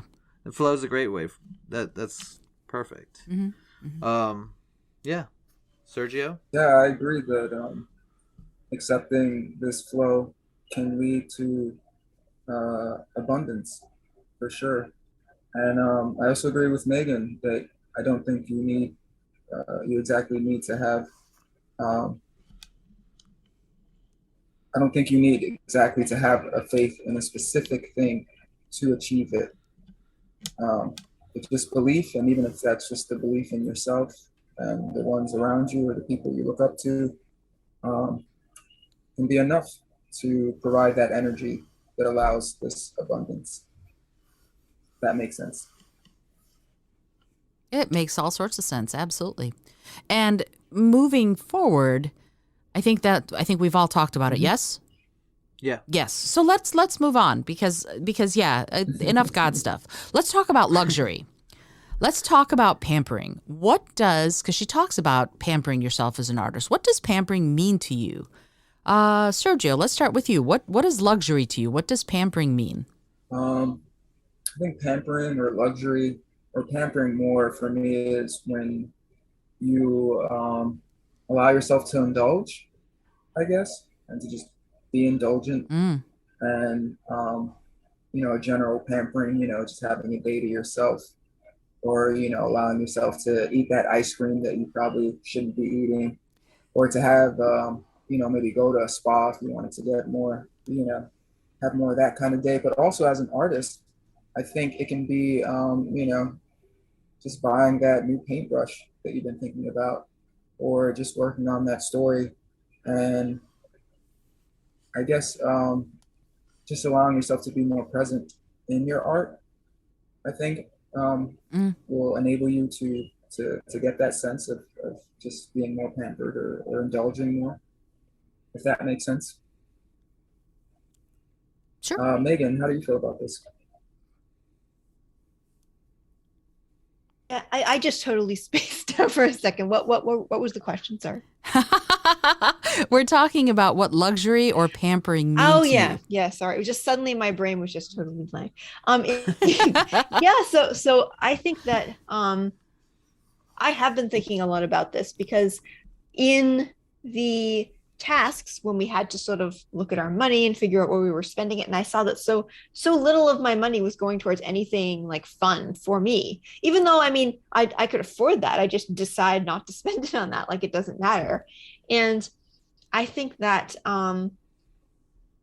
that's really a journey we all kind of have to go on individually. And I think luxury for me means that I'm making a choice that kind of defies that idea that I shouldn't spend money on something if it's, just something fun for me. Like maybe I'll get myself a dinner out, or even taking myself to, I don't know, like a show or something. Even that seems totally extravagant to me. And it shouldn't really. I mean, I think most normal people like fit things like that into their budget, and they don't have so much of an issue of with that I do. So yeah, I think luxury to me means making space for those things and understanding the place those things have in your life, especially as a creative person.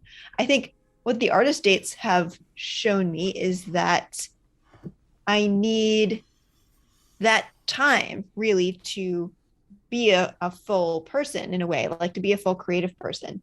I need rest for my brain. And I think to be a full human, a lot of times you need to have some sense of luxury and fun that's not some things that are not connected to work or output in order to create things that are good and that live up to your potential. You have to have some kind of reward built into that, I think. What about you, Alan? I love a reward based system, honestly. um, no, I was thinking what luxury means to me, and I think for some reason I keep thinking of these two masseuses down in Ecuador that my mom will hire. They're like a couple, and they'll give like a full massage, the two of them, so you have four hands working on you, and that to me is like really a great luxury to have that ability to go down there and do that. And I think like I wouldn't necessarily be like, oh, I have luxury in my life, but that's a chance where I do have access to that, and they're super. I don't know, they're like the best masseuses I've ever had in my life. They're just like really in tune with you, and it's very nice. Um, and but like you, like I find it. I came to New York as an actor, and I think I've seen woefully way too many Broadway shows. And I think that's because I got in my head about what I liked as an artist and what it was good, and like worried about definitely the expenses that it has. And but what it means to me now is, I think, like giving myself time to be creative, doing that, and then giving myself time to relax and enjoy that time rather than feel like I haven't done anything. So maybe there's luxury in the sense of accomplishment or having done something, because I'm definitely feeling better about the idea of having to work for money doing something else, because like I've been giving myself time to write and make that a focus, and I feel more capable of doing that. So now I feel less burdened by the idea of having to make money some other way until I prove off a new way to do that, if that makes sense. It makes Zolda, sense. Back to you. Back to me. Validating my sense. Yes. Okay. So I'm going to try and keep these stories short, but I have stories. First of all, to me, pampering and luxury are a couple of things. A great massage. Yes. That's one of the things that I love. But I got to tell you, the biggest, I thought about it a lot. And to me, it is when I am not required to be anywhere at any time for any specific thing. So to me, pampering and luxury is freedom to do whatever the hell I want. That is freedom. That is luxury. That is pampering. And I might choose to sit and meditate. I might choose to go ride roller coasters. I might choose to go see a Broadway show, whatever it is. No one's constraining me and telling me what I have to do when. That's pampering.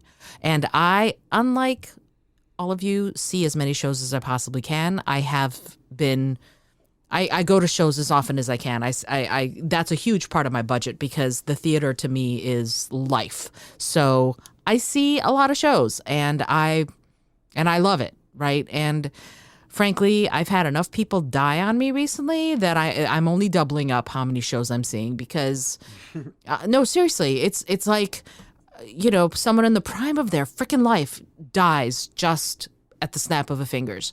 So you might as well enjoy your life. You know, you might as well do the thing that you're afraid to do. You might as well do it. And I have two quick stories.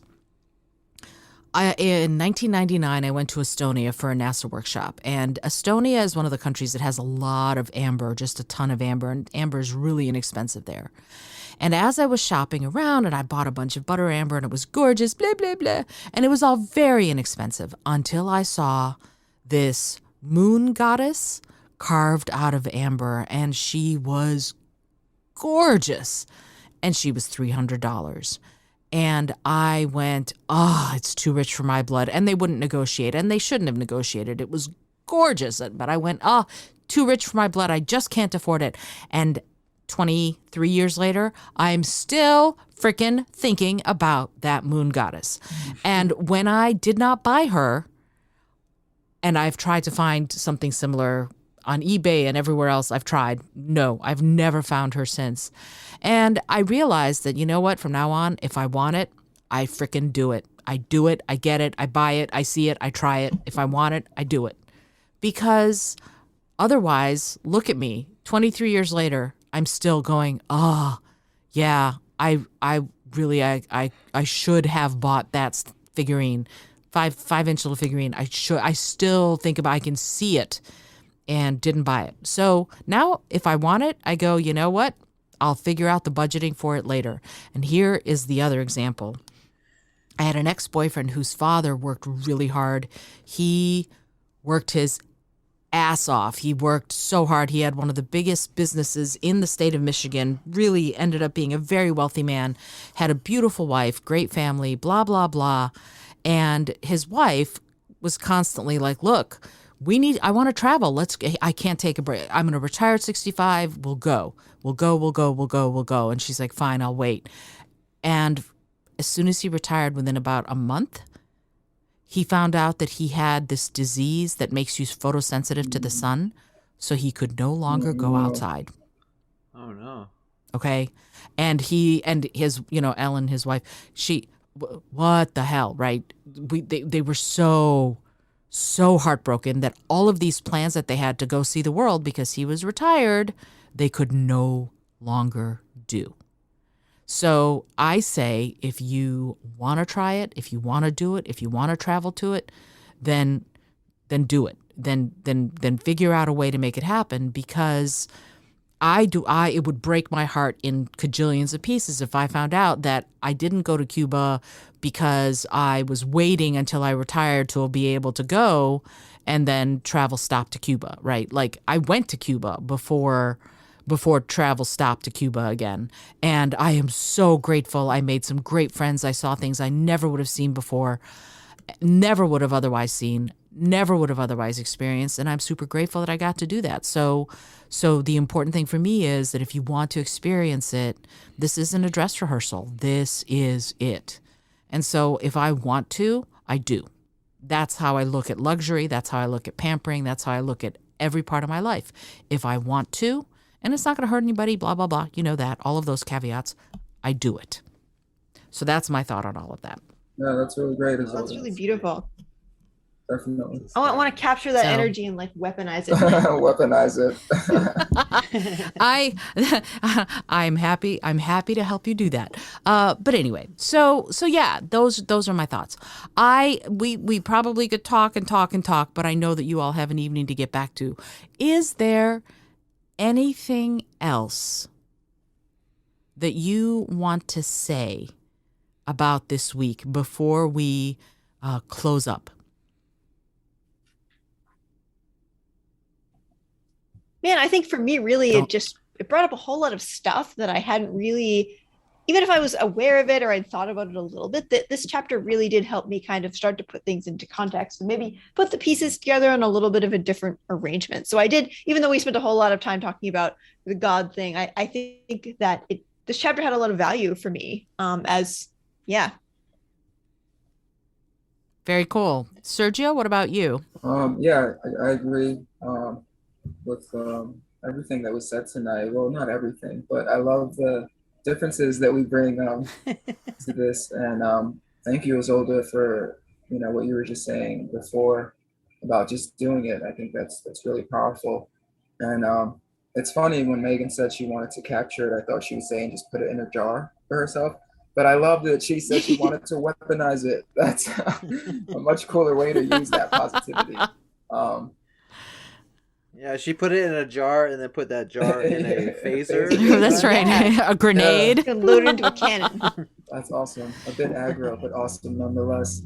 And yeah, I just want to thank everyone for sharing, being so insightful, allowing themselves to be vulnerable, to be raw. And thank you, listeners, for listening. And I can't wait for next week to continue this process with everyone. Awesome. That's great. Alan, what are your thoughts? Oh, I like that recommendation. Definitely.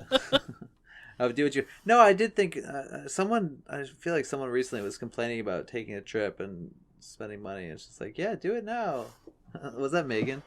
Actually, I wonder. No, do it while you're young and you can, while you have it, or like, I don't know, like that's a great. What you said was great. The solo trip. Getting spacey. Yes, that's what it was. Solo it trip. wasn't the money. Oh yeah, it was Megan just that had she solo. hasn't done it Yeah. before. But yeah, she said she will. I believe in her. No, but yeah. Yes, I will. Somebody else was saying that, then they were feeling irresponsible, and I was like, no, now's the time to do it. You have the access, and you're able to do it. Go do it. Why are we waiting till the end of our lives to finally go around doing the things, hoping that we get there? Who knows? We gotta act now, as Isolde says, and I love that. You guys are great. Thank you to the listening audience. Isolde, great to have you back at the helm. And I hope everybody had a pleasant Monday whatever you did. Oh, And happy Tuesday. And happy Tuesday, right? Yeah, I thank you all three for doing this. This is such an eye-opening experience and heart-opening experience for me, and I thank you for listening to my diatribes, because I know I get on the soapbox and then I'm off to the races.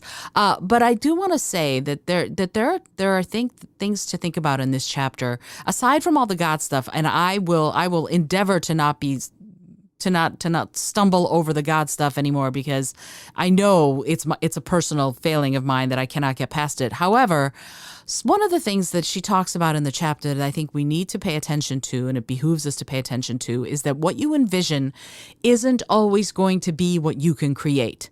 And do not judge yourself if what you envision isn't what you create. Sometimes it needs to have a life of its own in order for you to get to the next step, or in order for you to really process what you've done, right? Sometimes we judge what we've done as not being what we imagined, but that doesn't mean it's any less valid or any less good. So cut yourself some slack. That is my word on this, is cut yourself some slack. You deserve to cut yourself some slack and just live in the abundance of being an amazing and incredible artist. So there you go. That's beautiful. All right. so much Thank positivity you. is over So- Alan, knocking it out of the park. Megan, you too. I'm loving it. Wait, I think that's the you thing. too, Sergio. I think we all bring something unique to this entire process, and that's one of the reasons I think it's really good to do this with a group, because I certainly get caught in my own head a lot. So I'm really grateful to the three of you for keeping me honest. Again, Alan Fessenden, Megan Vasilis, Thank you. Sergio Giovanni, I'm so grateful to all of you for participating in this process and in this project, and for being so willing to put yourselves out there. I'm really grateful to all of you for doing this. Thank you. Thanks, Isolde. See, Zelda. Thanks for having us again, of course. What a joy, huh? What a joy. All right. If you've enjoyed today's episode, let us know. Drop a review, leave a review on Apple Podcasts, put some stars on the Spotify version of the podcast. Comment in the show notes. You will see a couple of new things. First of all of our contact information is there. You can find us on Instagram. And also, Alan has if you are a New Yorker, especially, Alan's got his TaskRabbit contact information out. He's amazing at what he does. So if you've got stuff that needs to be done, you know who to contact. Until next time, this is Isolde Trachtenberg for the Innovative Mindset Podcast, reminding you, if you want to buy me a cup of coffee, you can do that right from the show notes. And also reminding you to be bold, be creative, and most of all, be kind.